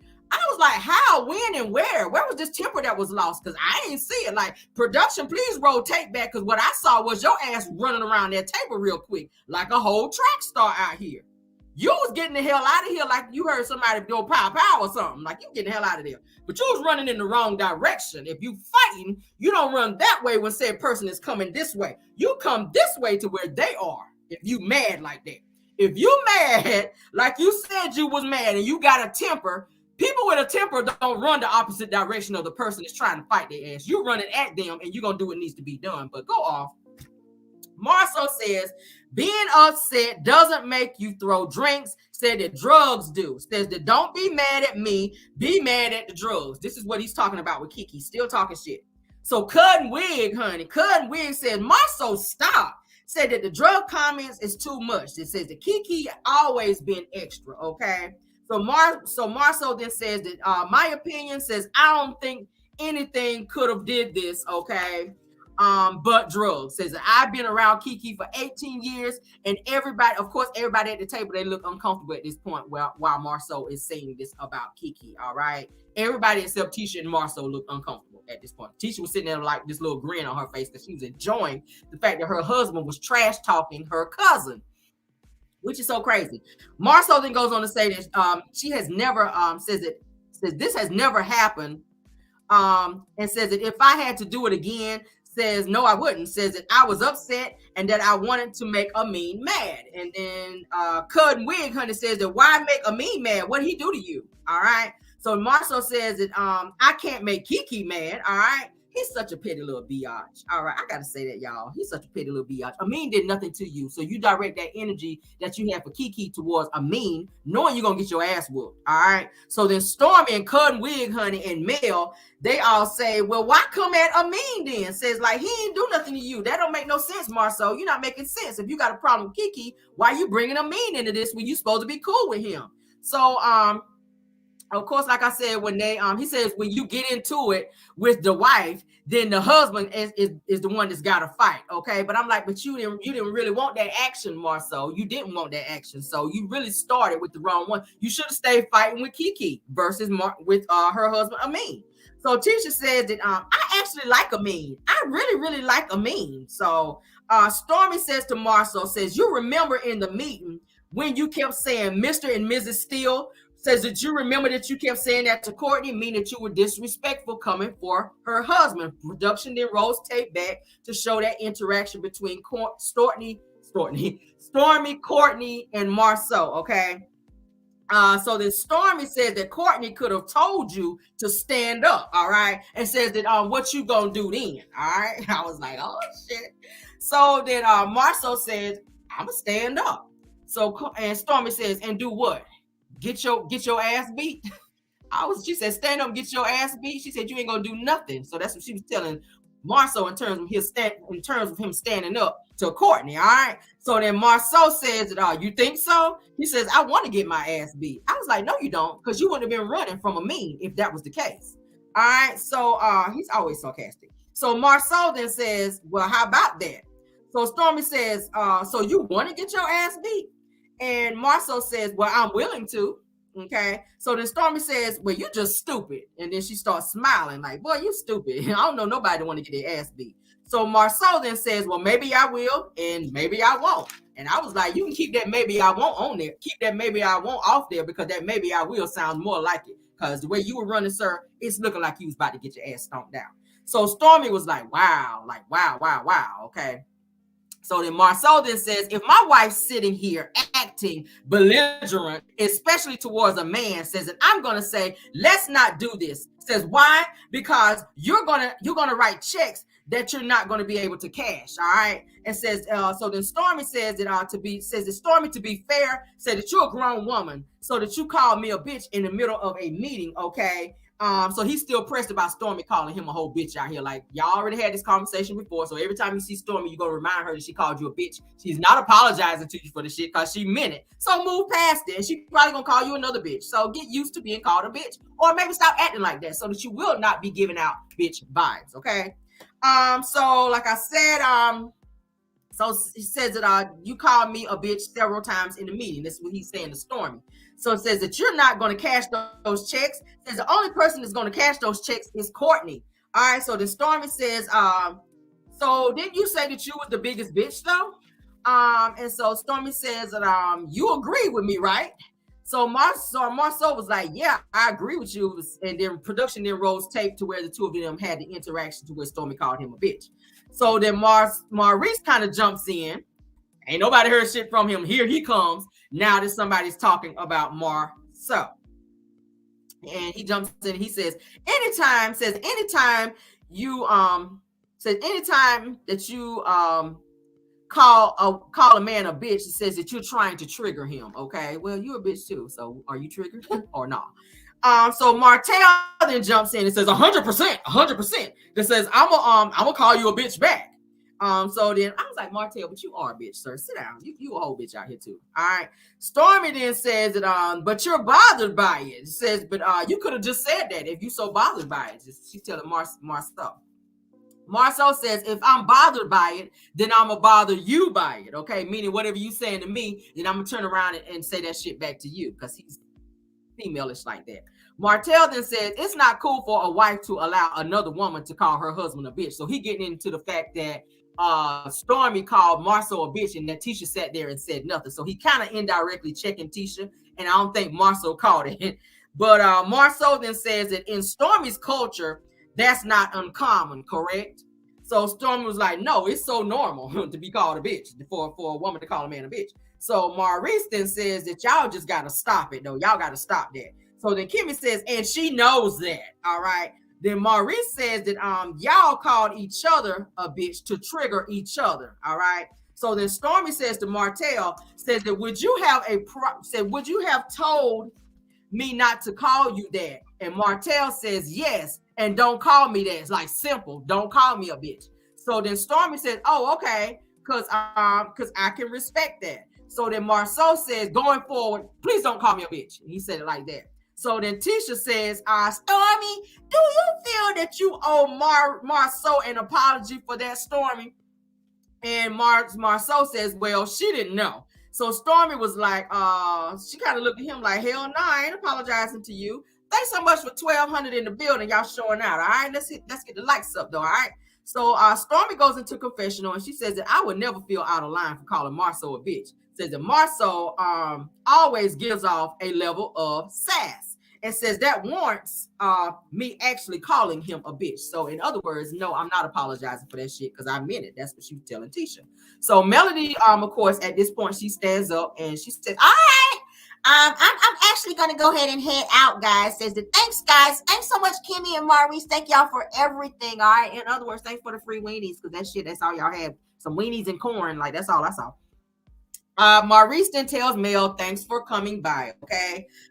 So then they all still continue the discussion. And then Kimmy says to Cousin Wig, honey, says that, do you still feel like Keke may still need some help? Now, is she a doctor? Kimmy, you're a nurse, but why are you asking someone else? Do she feel like Keke still needs some more help? See what I'm talking about?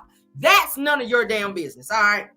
Tisha kind of looks uninterested while they're talking about this because just the thought of Keke's name being brought up, she's still in her feelings about that damn drink being thrown on her and the fact that Keke put her damn business out there about this threesome. So Tisha's sitting there 38 hot, honey, and I mean 38 hot, but girl, you should be cooled off by now. But anywho. So Kimmy then said that even in hugging her, talking about Keke, said that she had the tremors. I was like, see, that's some messed up shit right there. So Cotton Wing said that there's some help that's needed. Says, but I haven't experienced the hyper or the violence or the sweats with Keke, okay? So then Kimmy was like, absolutely. So then Marceau then says her makeup didn't give it away. Her makeup didn't give it away, meaning that her makeup was effed up. And I was like, look over here at your wife, because hers stay effed up. Do I need to show some pictures? Because we got them, all right? Being a smart ass. So then Cotton Wig says, Marceau cut it out. Like, damn, because he just like joke after joke after joke about Keke. None of that energy when Keke was there, though. So then Jalen, he drops his head because he's laughing at what Marceau just said about Keke's makeup. Martel also laughs because y'all know he laughs at every damn thing with his petty ass. Maurice also laughs when they put the camera on Maurice. He's laughing as well. So they all thought that shit was funny. Because I done saw Kimmy with her makeup looking effed up. Kimmy been out here looking busted too. So, we can go around the table on that shit if we need to. If we want to be talking about somebody's makeup looking effed up. Like, that's not cool. All right, so Cotton Wig, honey. Cotton Wig says, don't make fun of it. It says a lot of people struggle with drug use. All right, it says it's not a funny topic. If she's an addict, Don't address it in the public eye. Just pull her to the side. Now, that I do agree with Cotton Wig. All right. Now, Kimmy then says that she was in a public place when she threw the drink. But, Kimmy, you were inside. You did not see what happened or when the drink was thrown. It was told to you, which means it's hearsay. You did not witness a drink being thrown. So now that you are hopping your ass in the middle of a conversation that really you shouldn't even be speaking at or speaking on. You weren't there. You didn't witness the drink thrown. You were told that by Marcel. So the fact that you're taking what he has to say and running with it just so you can be in the conversation makes you look like the beard that you are. Sit your ass back and shut it up. All right.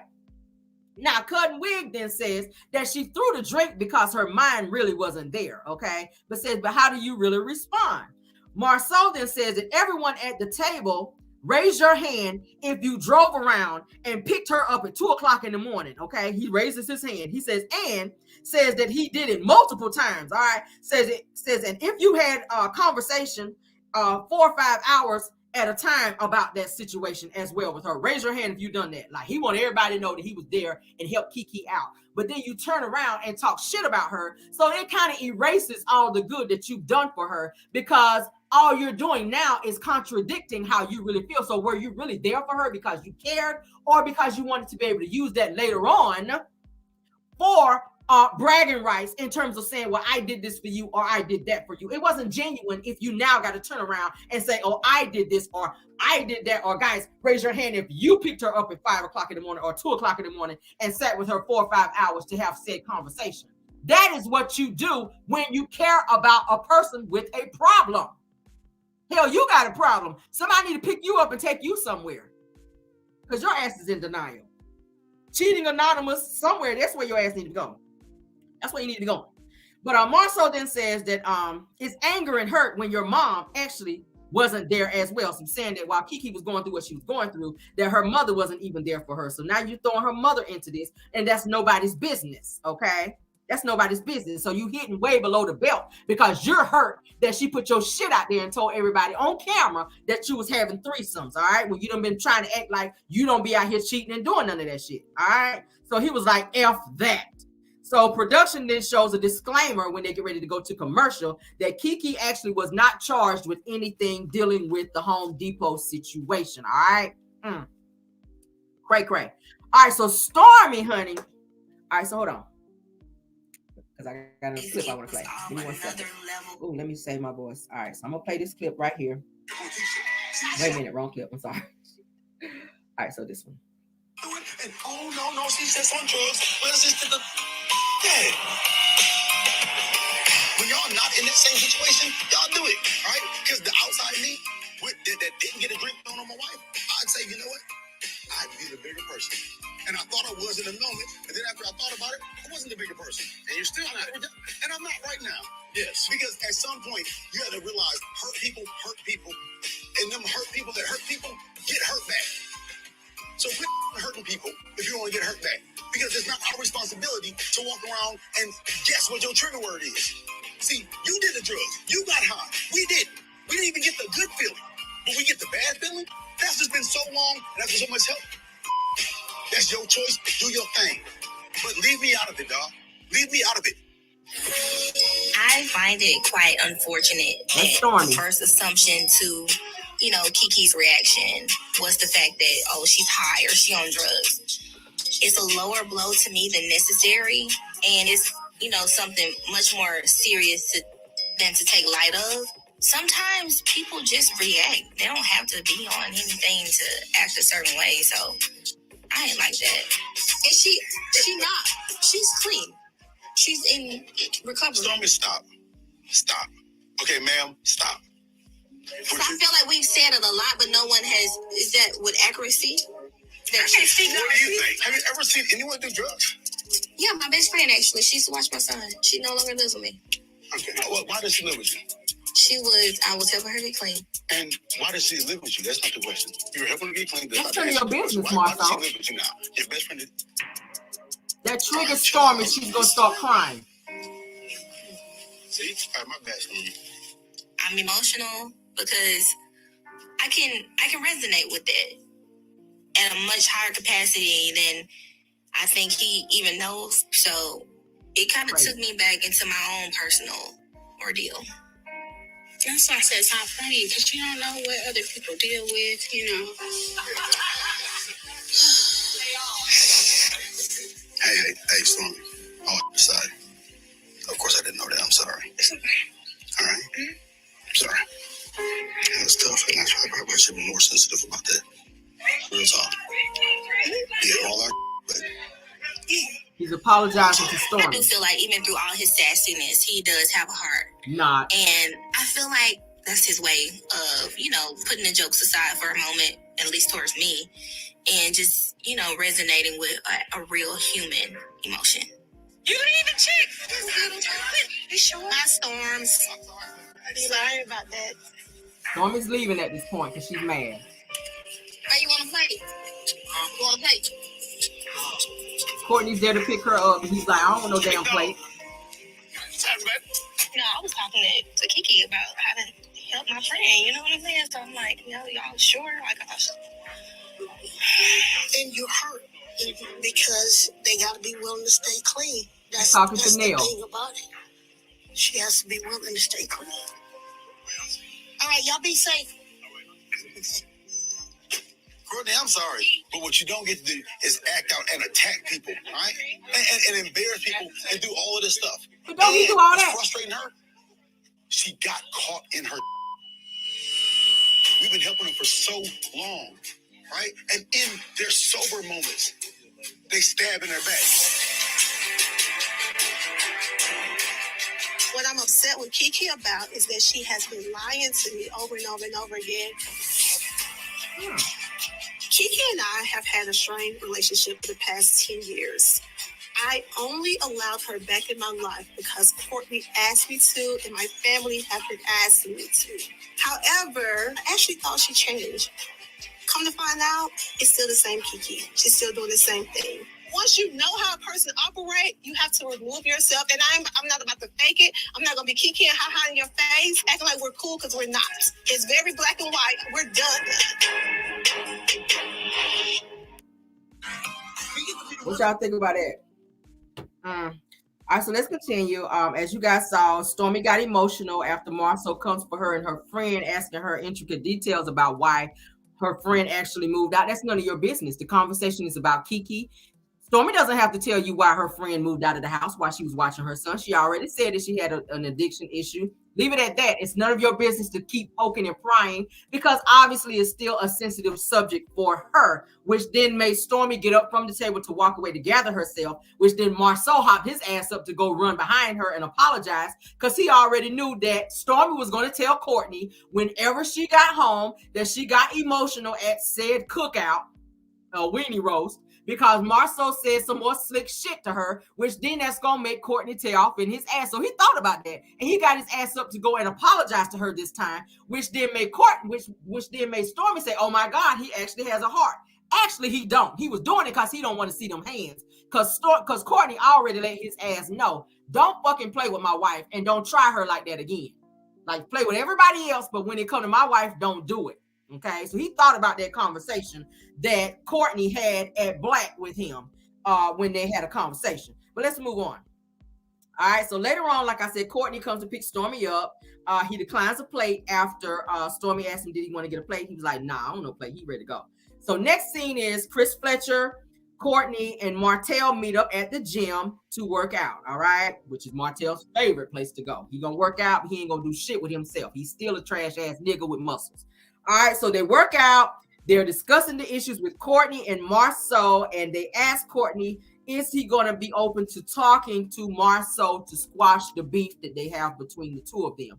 Courtney says he's willing to open up and talk to Marcel, but he's not going to have that conversation at Black, that he'd rather have it at mutual ground, which I understand that. Hell, I wouldn't have no more conversations with him. I've already made it clear to you that I don't want you fucking with my wife like that. I don't want you saying nothing else smart. If you got something to say, it needs to be said to me because I'm the man in the relationship. That is what Courtney has already let Marcel know. So there's no more talking after that. If you don't get it after the conversation that we've had, then the next time you might have to get hands so that you can understand that you cannot continue to play like that. Okay? That's what Marcel needs, a good popping. And like I said, I don't condone violence, but some people just need to have their ass slapped. from some point in time so that they could understand and stop playing.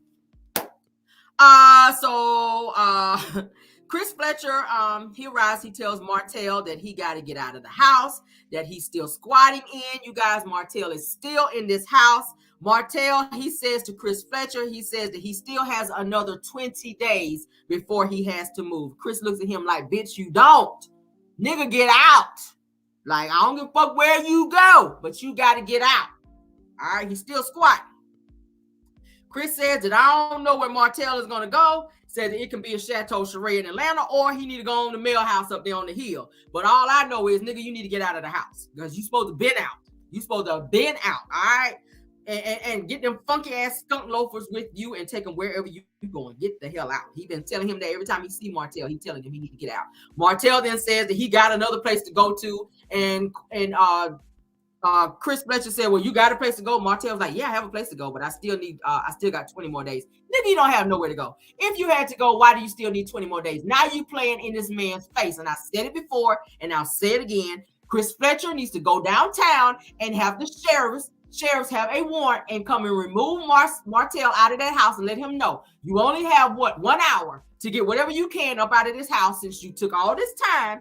After I've been telling you all this time to move, you got 1 hour to get your shit out. And whatever's left behind will be thrown in a storage and you can figure it out from there. Only because you want to play in my face. I'm not going to play with you because now you're fucking with my money. I cannot continue to play with you. All right? Period. Courtney then goes on to say that he don't like Marceau picking at Stormy, okay? Martel says via confessional that he says that Marceau needs to realize that people are getting tired of some of the foolery with him and his mouth. Same with you, Martel. You stay on the foolery and bullshit too. Courtney then says to Chris Fletcher, says that Stormy said that we may be related or whatever. So then they kind of production show a side-by-side picture of the two of them. They're saying that they are from the same place, which is like a small town. They may be related. They don't know. Stormy wants them to take not a DNA, but like a test to see if they're related. Okay, some type of DNA to see if they're actually related. So they're open to doing that to seeing if they're related, blah, blah, blah. Who cares? Next scene is Kiki and Amin, honey. And Amin's coming up on the rough side of the mountain, loafers child. When I saw them damn loafers, I was like, what's really going on here? Y'all know I gotta be messy and show them hoes because I was just like, Amin. Where the hell you get these damn loafers? These are the loafers Amin wore, child, to go to the storage unit to be helping Kiki move that shit up out of there. I said, bro, where did you get these rough side of the mountain loafers from? All right, and why your sock turn around like that? I'm gonna need you to get that shit together when you are filming. All right, because it was giving Kitten Hill loafers. All right, that's what it gave me. Moving on. Like I said, Kiki and Amin, honey, they are at the storage bin. They're getting some stuff out because they're moving to another house. All right, they're moving to a bigger house, according to Kiki. All right, so Kiki and Amin, they're moving. So they're getting all this stuff out of storage, or what they need, actually. Kiki is not happy to be moving because she feels that Amin doesn't consider the effects on everyone when he makes decisions, including their kids. The kids are not happy because they're having to change schools when they've been going to the same school all this time. But the reason they're moving is because Amin wants his son, who is very athletic, to move to a better school to where he will have better opportunities in terms of, I guess, being picked for sports activities or whatever. So Kiki agrees. Wait a minute, I'm skipping ahead. While they're actually talking and moving boxes or whatever, Melody calls Kiki asking can she pull up on them so that she can have a conversation with her and check up on her. Kiki agrees and says that she'll send Melody the address so that she can pull up and have a conversation. Melody then pulls up shortly thereafter to talk to Amin and Kiki. All right. So while Melody is there, she says that she wanted to pull up and just check on Kiki since the whole barbecue / baptism is like what I like to call it, because y'all know Tisha got baptized, child. And Melody then, like I said, she tells Amin that Amin tells Mel, and he says it jokingly that he wants her to kind of help move some boxes. She's like, well, I got on my clothes, I got on my sneakers, I got on my hat or whatever. Like, I'm actually ready to help move if I need to move. She's in that mode. All right, so she had on her 7th Avenue shirt because y'all know she's gonna stay promoting. I was like, you better serve out here, sis. So they discussed the actual drink toss, okay, between them. Melody says that she never saw Amin kind of turn up and get out of character like he was. All right. So Kiki says that it's very rare for Amin, honey, to get mad like that and go off. It's very rare of him to do that because he's just kind of real laid back. So Amin says that he actually respects Maurice and that they've been actually cool since day one. So he really didn't want to go there at Maurice's house, but he just got so triggered and aggravated with Marcel. So Amin then says that says unfortunately Maurice has a brother not cut from the same cloth as he is, meaning Marcel. So Melody then catches Kiki and Amin up on the conversation that was had after the two of them left, because y'all know they had the table together and everybody was talking about Kiki. All right, so Melody says that Tisha and Marcel talked about they liked Amin very much and how they actually hated that things got to that point. Amin then looks confused like this, and he was like, yeah, no, Kiki, Tisha don't like me. Like, they lying. They lying. Tisha really don't like me like she's saying that she do. All right. So Melody looks like, what? Because she went on and on about, oh, I like Amin. But Amin was like, that's bullshit. So then Kiki says that Tisha has treated Amin terrible since we actually been together. So no, that's a lie. So Melody, she's just kind of like really shocked that they done sat there and lied and played up in her face. So then Kiki goes into confessional and says that it's time to actually do away with this relationship, says with Tisha and Marcel, and it's just time to move on because I'm tired of the drama. So Melody then says that Amin would have jumped in and had someone threw a drink on you, says that that's what Marcel was doing, right? So had Amin jumped in and had someone throw a drink on you, that's what Marcel was doing, right? So Amin then agrees with Mel. So Melody then says to Kiki, says, girl, you threw a whole drink too. Says that now I've been known to throw some drinks before. And then production rolls tape back to when Melody and Martel was at Chris Fletcher and Nell's house when they were having a conversation, when Martel made the slick comment about, well, she's over here giving me what I want, talking about Ariane, which then triggered Mel, pissed her off. She was holding the drink in her hand. She threw it at Martel, in which the glass broke. Y'all remember that whole scene from, I want to say 3 seasons ago. Melody then says that, but girl, you actually threw drink. So then, of course, they roll tape back to where Kiki threw the drink on Tisha, and Tisha was like, when Kiki threw the drink on her. And again, I was laughing again because I was in my pity world.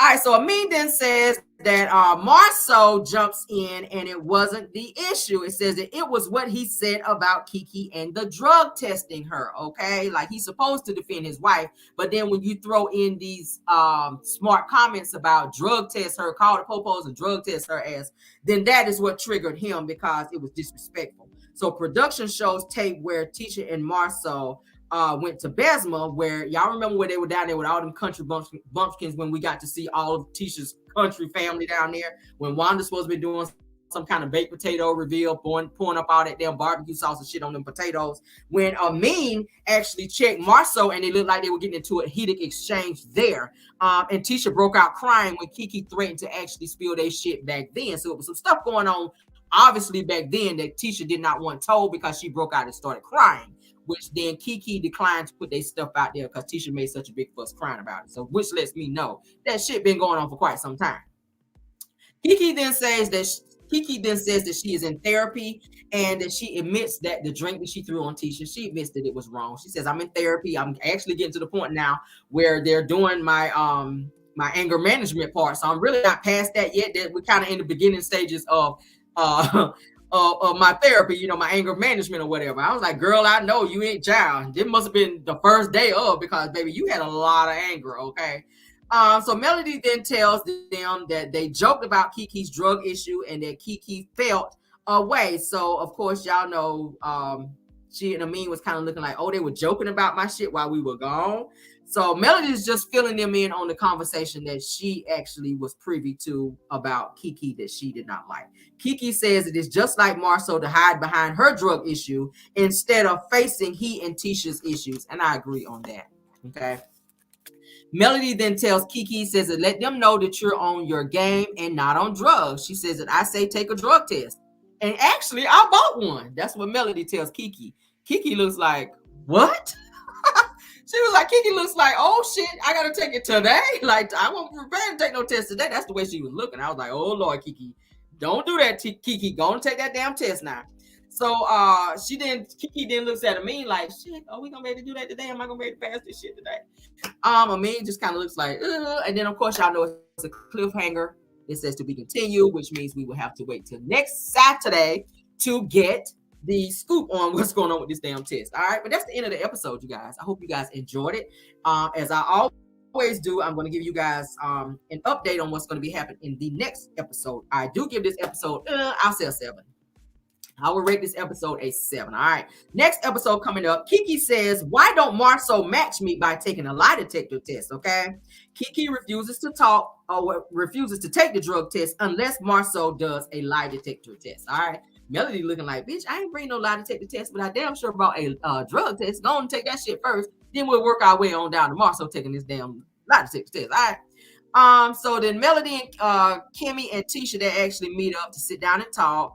Tisha says that when drugs are involved, that it's a dangerous person, meaning Kiki. She's saying that Kiki is still on drugs. You don't really know that to be fact, so that's too much right there, Tisha. So Melody then asks, Tisha says, did you feel that she's still really on drugs? Tisha says that I know she's still doing drugs. So Melody then says, are you sure? Says that before the barbecue, was there anything going on? So Tisha gets mad and says, you know what? I'm not about to talk about this no more. So she gets up and she walks off, which then Melody is looking like, maybe your ass might be on drugs. Like, why are you so triggered? And I just asked you one simple question. So you done jumped up and got mad over nothing. Why are you acting so turned up? And there's no reason for you to be acting that way. Tisha's doing this whole, I'm done. So she gets up, walks off, and everybody just, Kimmy's kind of looking at her like, I don't know what just happened. Mel is looking like, bitch, you crazy. All right. So at Kiki's new place, she's standing in the kitchen area. Stormy is there. She and Stormy are having a conversation. And Kiki tells Stormy that Tisha have been talking junk about Stormy's products, okay? And Stormy is like, what? Like, Tisha's been talking about my products? Kiki was like, yeah. And she was telling everybody that the ingredients in your products aren't safe.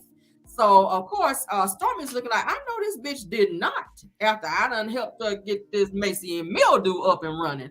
But okay, I'm going to address her ass later. So, and then the next person that I'm actually happy to be appearing next episode is Miss Van, y'all. Miss Van will make her debut finally for this next episode. I'm happy as hell. I miss seeing Miss Van on the screen. I am happy that Miss Van will be making an appearance, okay? Because we went to school over here. I'm happy that Miss Van will be making an appearance, all right? Because it's past time. She's been saying for the longest that she's been filming scenes, but they just haven't shown her. So the particular scene that they'll be showing with Miss Van is she's going to be sitting down talking to Melody about Melody running by her, that she's going to be having her name change ceremony. All right. So Melody discusses with Miss Van about the name change. Melody says that she already got her letter from the probate court and she's waiting to open it with Miss Van to see what it actually says. I think she already knows that her name is going to be changed because she already went through all the ramifications that she had to go through. She just wanted to share that moment with her mom. So Miss Van will be in the next episode. I'm so damn happy. And I sent her a message. And let her know I'm so happy that she is going to be seen in the next episode, okay? Yes, she sent me the hearts back. I was like, yes, caramel. So next scene for that is Martel is going to be at Nell and Chris Fletcher's house, okay? And Nell is going to be telling Martel about the name change ceremony that Melody is going to be having. I don't think she should have shared that information with Martel because you know the space that Mel and Martel is in. Sometimes I have to question Nell's intentions when it comes to Melody and Martel. If you're going to be friends with the both of them, you need to be able to be very careful and aware of things that you share of Melody's business with Martel because he always likes to run ahead and do shit to Mel. I don't think you should have given him any information related to Mel's ceremony. You should not have told her anything that was going on in terms of who's going to be there or what, because that sent Martel into a tailspin and he was mad and he became very irate. All right. Nell tells Martel, says that everyone was invited to Mel's name change ceremony. Okay. Martel becomes very bothered because of course his ass ain't gonna be there. All right. So Martel says that people that are attended or that's going to attend aren't really my friends. Nigga, what? No, you mad because you can't be there. All right. So Martel, like I said, he becomes very irritated about that, to where he and Nell, honey, start kind of having words back and forth. Martel then says that y'all women got to stop coming for men all hard like y'all do, like y'all do, and it's just not okay. So he starts out of the blue fussing at Mel, or Nell rather. So Nell yells back at Martel because she ain't no plunk like that. And she says to him, well, y'all need to stop fucking up then. And how about that? That's what she says to Martel, because she wasn't going to let Martel punk her. And I was like, come on, you better read the girls out here. And I mean that literally, read the girls, because he was acting like a whole female mad because Mel was having an event and his ass wasn't going to be there. And just the simple fact that she was having a name change ceremony to get Holt off the end of her name and be what? Dr. Melody Cherie Rogers again. And I'm here for it. I love it. I support it. All right. Martel says that she actually fucked up first whenever Nell told him, well, stop effing up then. So Martel yells at Nell and says, well, she actually effed up first. So of course Martel is still lying and blaming Melody for his bullshit and the fact that he cheated, and he's mad to see her actually moving on with his life, moving on with her life without him, and that bothers him. But that is it, and that is all for that, guys. I guess, do y'all want to do a panel tonight to actually have a discussion and chime in on how you guys feel about the episode, you guys? Do you guys want to do that tonight? Do you guys feel like it? What is it, 9 o'clock? It's still kind of early. I'll drop the chat if you guys want to come up and give your take on the actual episode. We do that, I guess. Oh yeah, Mel is F nigga free, honey. I'm so happy. I am so happy. So I'll drop the link. A few of you guys can come up. Guys, let's try to keep it at 2 minutes, okay? And I had to get a bell. So when you hit a bell, like it's time, we got 2 minutes. If y'all hit a bell, like let's seriously, we got to get off. Because some people, honey, y'all be a little long-winded, baby. Y'all be a little long-winded, honey, like a Southern Baptist preacher. And Caramel have to be like, all right now. So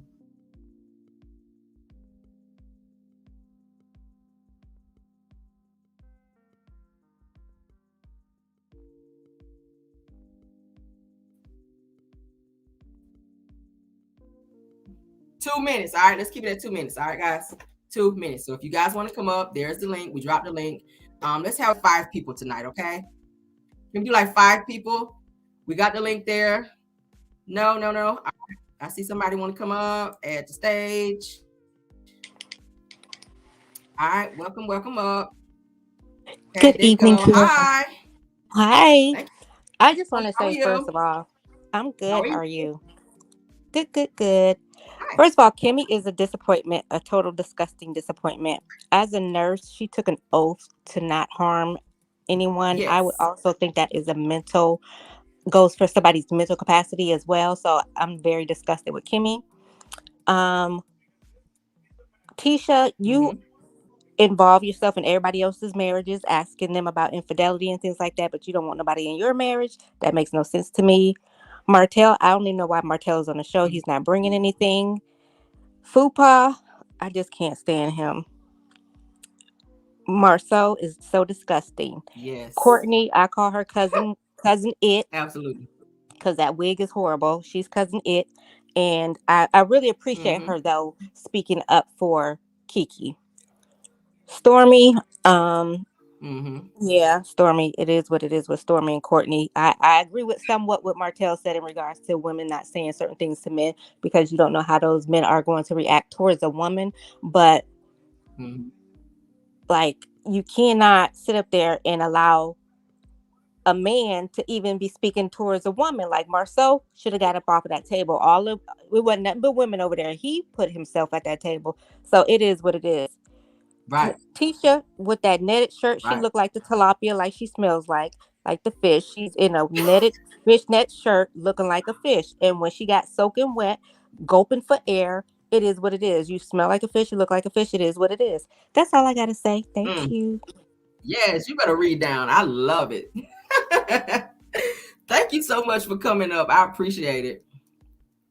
All right. Anyone else want to come up? Anyone else? Right quick. We're going to have just a few people. Yes. Anybody else want to come up? We'll do like 5 people tonight and we'll get on out of here, okay? Because it is 9 p.m., honey. We're going to let a few people just come on up. Y'all give your perspective on how you feel about the topic tonight. How you feel about the episode? Somebody said they screaming. Belle Wilson said she's screaming. Yes, she came in and read the girls and dipped out. I love it. Thank you so much. Anybody else? Anybody else? Everybody want to be shy tonight? Nobody wants to talk? Everybody gonna be shy? Okay, well, if y'all don't want to come up and talk, we gonna get on out of here. All right, I'll see you guys for Car Chronicles. Nobody else want to come up and talk? All right, well, let's get out of here. Thank y'all for being here. Okay, it is 9:04. Yes, thank you so much to my mods for doing a good job. Let me shout y'all out right quick. Belle Wilson, Scorpion Miss, thank you. Did I see Linda Gamble? I think Linda was in here as well. Thank you so much. Yep, I see Linda Gamble. Thank you so much, Linda Gamble, for being here and helping out as well. Thank y'all, mods, for doing such an awesome job. Thank you guys so much for all the super stickers as well. Oh, I see somebody else, Dewana Brown. You come on up, sweetheart. I don't want to skip nobody. Hi. Hey, Carmel, how are you?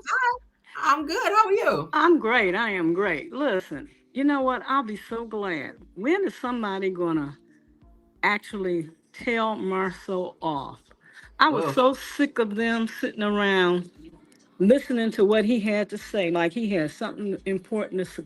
And he says nothing, at all. nothing, nothing at all. And he Mm, attacked that woman from the time she got there because that silent uh, um, thing that he and his wife did to mm-hmm. Kiki, that was Yep. rude also.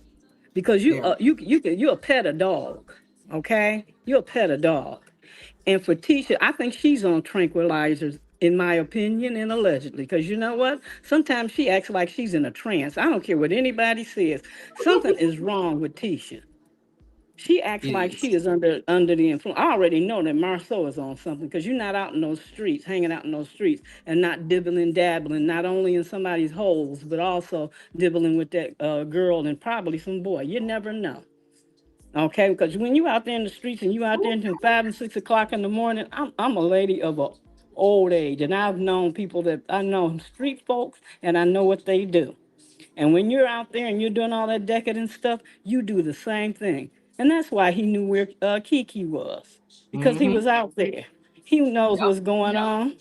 And Yep. Kiki knows who he's been fooling around with and everybody else. She Mm-hmm. knows and Tisha knows, you know. You better say And it. I'm just sick of it. And I'm sick of everybody was sitting there and I'm disgusted with Kimmy. She's another slithering snake of a woman. Mm-hmm. You know, to be a nurse, she doesn't even deserve the title. For her to sit I there and agree. talk about that woman like that, and for those other women to sit there and let men talk about another man talk about another woman like that, and all under Kiki's dress and talking about what she was doing, that's distasteful. Courtney's better than me because I'd have threw that ugly wig she Very. had on and kicked I his agree. behind right Yes, across ma'am. that table. I would have. I'm just so disgusted with them. Oh my They need to God. get her Right. off. Because they're doing the same thing Kiki is doing, Maurice is doing it, Marceau is Yes. doing it. Okay. All of them are doing the same thing. I've been around people like that. I know what they do. They out in those streets and they doing those rugs Mm-hmm. also. Okay? And I'll Mm-hmm. just be glad when they get them off. I really will. I'll be glad when they get them off because they Mm-hmm. they don't need to be on there at all. They don't. And I I'm the agree. sickest I agree. Stormy sitting up there like she hadn't said a word, letting that girl, letting Kiki. The only thing I'm just angry with Kiki because she let her temper get the better of her. And I know how she feels because Mm. I've done that. I put my hands on people and I Right. knew I Right. didn't have any business doing it. But I grew up and I learned. I learned how to walk away Mm-hmm. because I know I would have been in prison a Right. long Right. time ago because folks will take you there. But Okay. the best thing for her to do is just They leave her will. alone. And I know I've gone over my 5 minutes, but just thank you for letting me be able to say what I said. And I enjoy you all the time. Thank you so much for coming on. Okay, I appreciate it. Let's keep it at 2 minutes, guys, so everyone will get a chance to speak their piece tonight. Okay, we'll do 2 minutes. 2 minutes is enough time. Okay, it doesn't sound like a lot of time, but 2 minutes is enough time. All right, let's go ahead and get. Thank you so much, Dewana Brown. Okay, we appreciate you. I'm going to go ahead and mute you now. Right. Thank you, dear. All right. Who we got? Charlotte. Charlotte Lauren. Go ahead, sweetheart. Good afternoon. I just want to say Hi. How that you? I wish Kiki would just leave the show and get her self together, because when you're trying to rehabilitate yourself, you need to get away from people, places, and things that trigger you. And I don't think it's right what they're doing to her. Okay. I don't think it's fair at all. They want to talk about her so bad, but they don't want to talk about their marriage. Right. Right. I agree. So that's all I had to say. Okay, dear. Well, I appreciate your comment. Thank you for coming up on the panel, okay? Thank you. Have a good night. No problem. You have a good night as well. Thank you. Bye-bye. All right, Miss French Q. Go ahead, ma'am. Hey, Real. Hey, my panelists. Well, I'm read on the panelists. Hi. First of all, I want to start. I need to apologize to you because when I was up there, I went off the deep end. So I had to apologize to you and the mods and the chat that was there that night. Oh, okay. Thank you.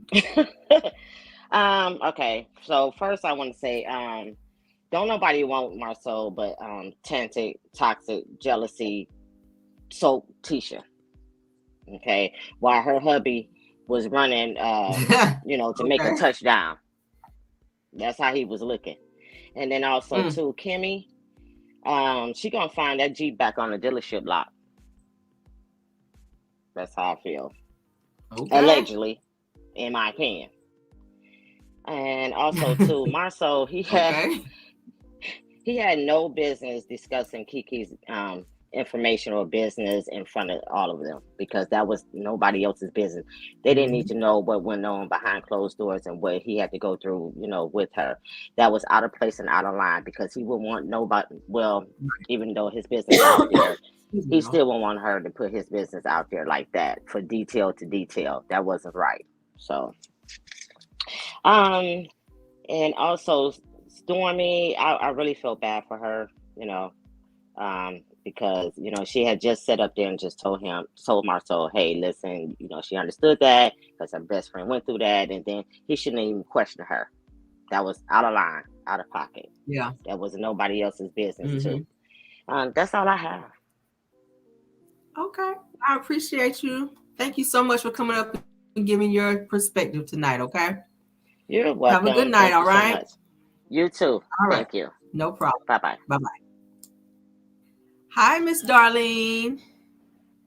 Hi, Carmel. How are you? How's everyone? I'm good. How are you? Really good. Kind of nervous. It's the first time I've ever got on a chat, but I know I'm always in your comments writing stuff. But I just wanted to say that the show. Don't be nervous. It's just me.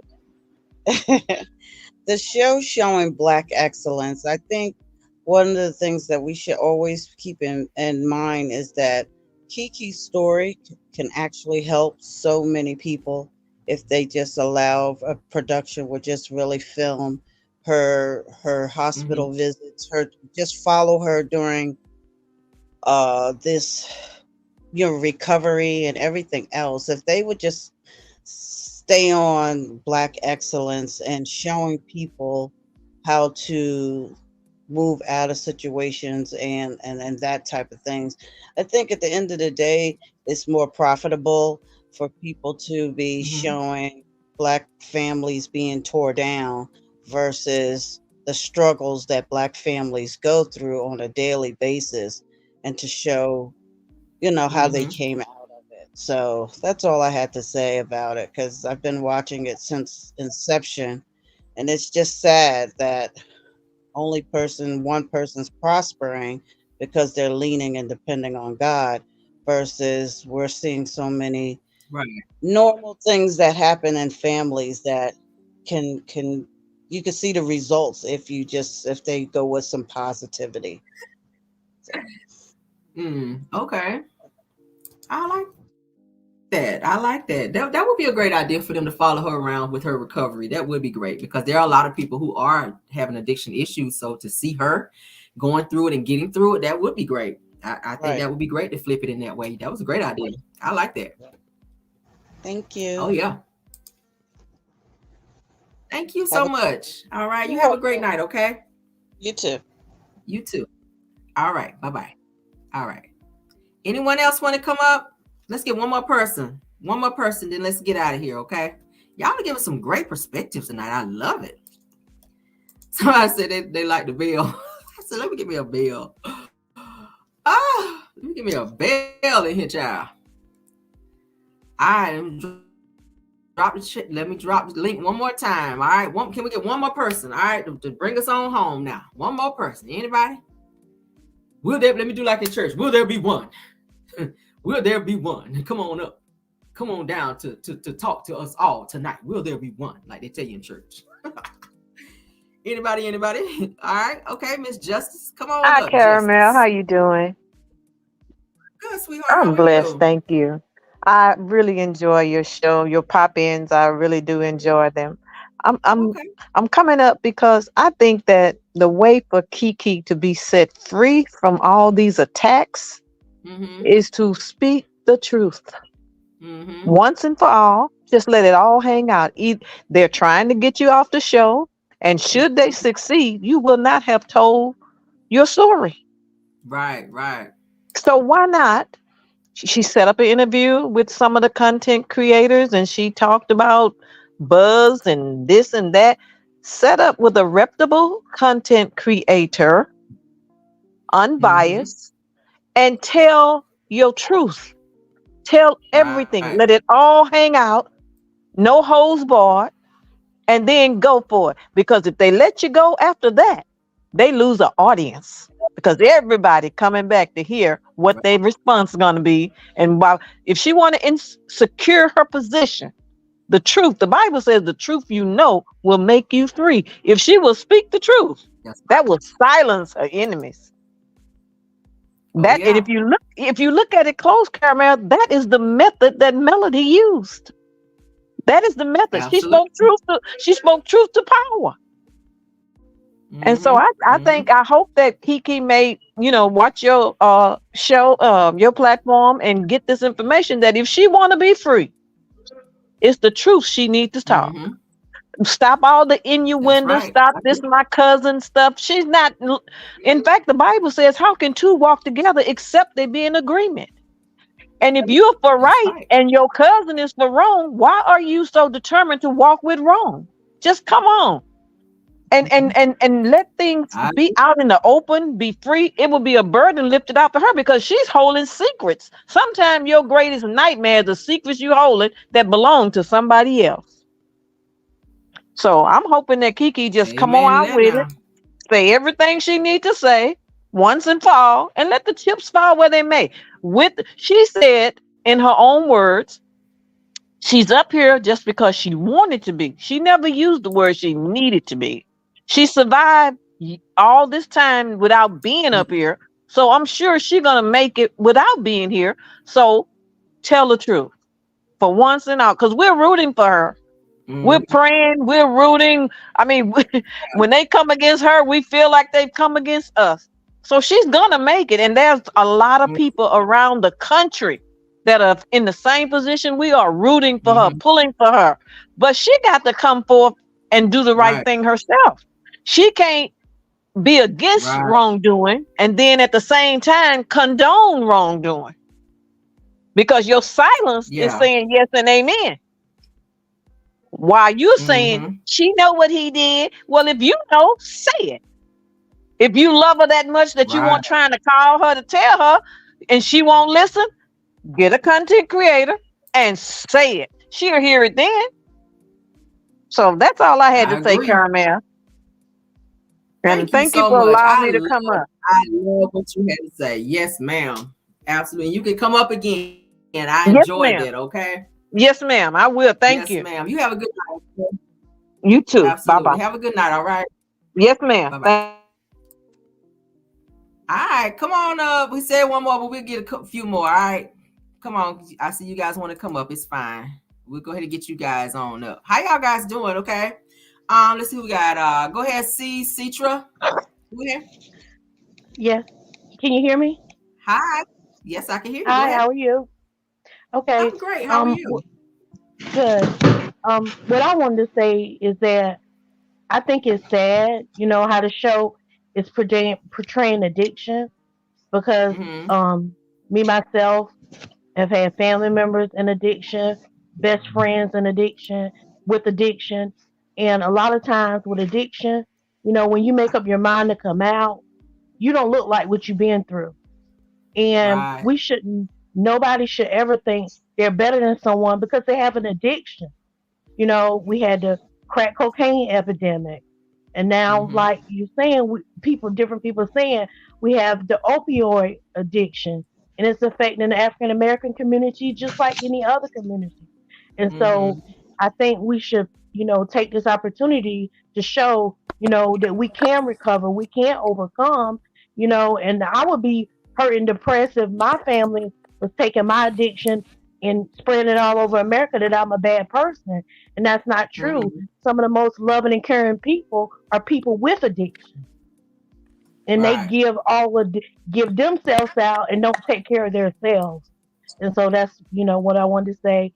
I thank you for letting me come up. It was my first time, so thank you so much. Aw, I appreciate you coming up. That you had a great perspective too. I appreciate it. Okay. Don't be a stranger. All right, go ahead. Who we got? Scorpion Miss. Go ahead, ma'am. Hey, Carmel. Hi. Hi, everyone. Oh, I'm so happy to talk to you, Carmel. Oh my goodness. I'm happy to talk to you. um, okay, I just want to give a little brief on, the episode from last night and what I feel about the way they're approaching the subject of Kiki's you know, health condition because it is a health condition. It's not a Mm-hmm. character flaw, and I don't like the way that Own is presenting the narrative of what she is suffering with. It's it's not something to look at as she is a menace to society or she's a criminal. Mm-hmm. The reason they're doing that, I feel, is because they did not want to bring up the whole infidelity and the cheating that Marceau continually finds himself embroiled in. Um, and we're just supposed to ignore that. You people Mm-hmm. keep dangling this in front of our faces, but then you want to blow it up with a freaking health story. Come on now. Right. You Right. you have a platform where you can shed a positive light on people that are dealing with this issue. It's not something that, she should feel ashamed of. Um it's just like suffering with any other illness, except it presents itself in a different way. It presents itself that causes a person to act in different, in manners that are Mm-hmm. unbecoming. And you know, I feel embarrassed for Own, and it makes us look bad because, this is a chance for her to just speak out and be honest about what she's dealing with. And these people who are surrounding her, and Right. I even feel that, Melody can use this as an opportunity for all of us to learn. And how do we engage and change this, you know what I mean? Like, because it's a sickness. It's not a character or criminal problem. So, Right. and then I want to talk about the men, the way they handled the whole debacle in the backyard, Kimmy's backyard. These are Mm-hmm. the moistest manginas I have ever seen in my life. I am, Yes. I'm so tired of these men and their, can I say it, their bitch assness, Go because ahead. Yeah. Mm-hmm. because you're not presenting a positive male role model, which is what an image of a positive male role model. You're not projecting that. This is not black Mm-hmm. excellence. I'm so glad I don't watch it, but I get the reviews from the content creators, and from what Mm-hmm. I see, it's very disheartening. They're very disgusting people. They allow a loose cannon like this woman, that like Tisha's mother. I don't understand. Mm-hmm. you all are putting us back. To me, you're putting us back in mental slavery with the nonsense that you perpetuate on this show. It's all about buffoonery and ratings, and I'm not supporting it. That's all I got to say. Absolutely. I agree. You were right. Yes, ma'am. I like the bitch assness too. Bring it out, girl. Yes. Thanks for coming up, though. Okay. Have a good night, Scorpio. You're Okay. welcome. Good night. Good night. All right. Good night. Okay. Go ahead, Miss Square Biz. Square Biz. All right. Go ahead, ma'am. Let's hear it. How you doing? Oh, let me unmute you. Let's see. All right. Hi. Go ahead, Square Biz. Hello. Square Biz, are you there? Square Biz. Square Biz. Flashback, who's that? Are you there? Square Biz, Square Biz. Are you there? Are you there? Caller, are you there? I'm here. Can you hear me? I can hear you now, sweetheart. You got me singing and everything over here. I was going to say, okay, she don't want to talk. No, I'm sorry. So nice to talk to you, Kamel. I've been dying to talk to you for ages. Okay, well, I'm here. Let's talk. Okay. Remember when Mal went to the court? When she went to the reunion and she said Marcel has been making fun of Kiki? She was right all along. Mm-hmm. Mm-hmm. And also, I don't know if you're aware of when what's her name? Destiny. I'm switching to Destiny. Went to court a couple of days ago. She went back to the courthouse and made some false charges. I don't think you are aware of it because I haven't heard you talk about it. Oh, I have. I've heard about it. Yeah. Oh, you have. Okay. And also the reason why I think Tisha did not want to talk to Kiki about the threesome was because I think it was going to be on live. So she didn't want it to be. I think that was the reason why. But I didn't agree with Kiki when she went and how do you call it? Started the whole issue with Tisha. I don't care for Tisha, but if she's told you she doesn't want you to talk about her business, then just leave it alone. No matter what you hear about your cousin, pretend like you haven't heard it and just stay out of it. And if she had done that, it wouldn't have caused all this. So that was what I wanted to talk about. But nice talking to you, Kamala. Nice talking to you. Thanks for coming up, okay? Don't be a stranger. Okay, take care. Okay. Have a good night, okay? Bye. You too. Okay, all right. Bye-bye. Bye-bye. All right, guys. This, I guess, is the end of our show. Thank y'all so much. We got up to over 1,200 in the chat tonight. I appreciate you guys coming over and supporting the show like you've done. Thank you to everyone that came up on the panel to give your perspective. Thank you again for all the super chats. Thank you for any cash apps you guys sent. Thanks for all your kind words.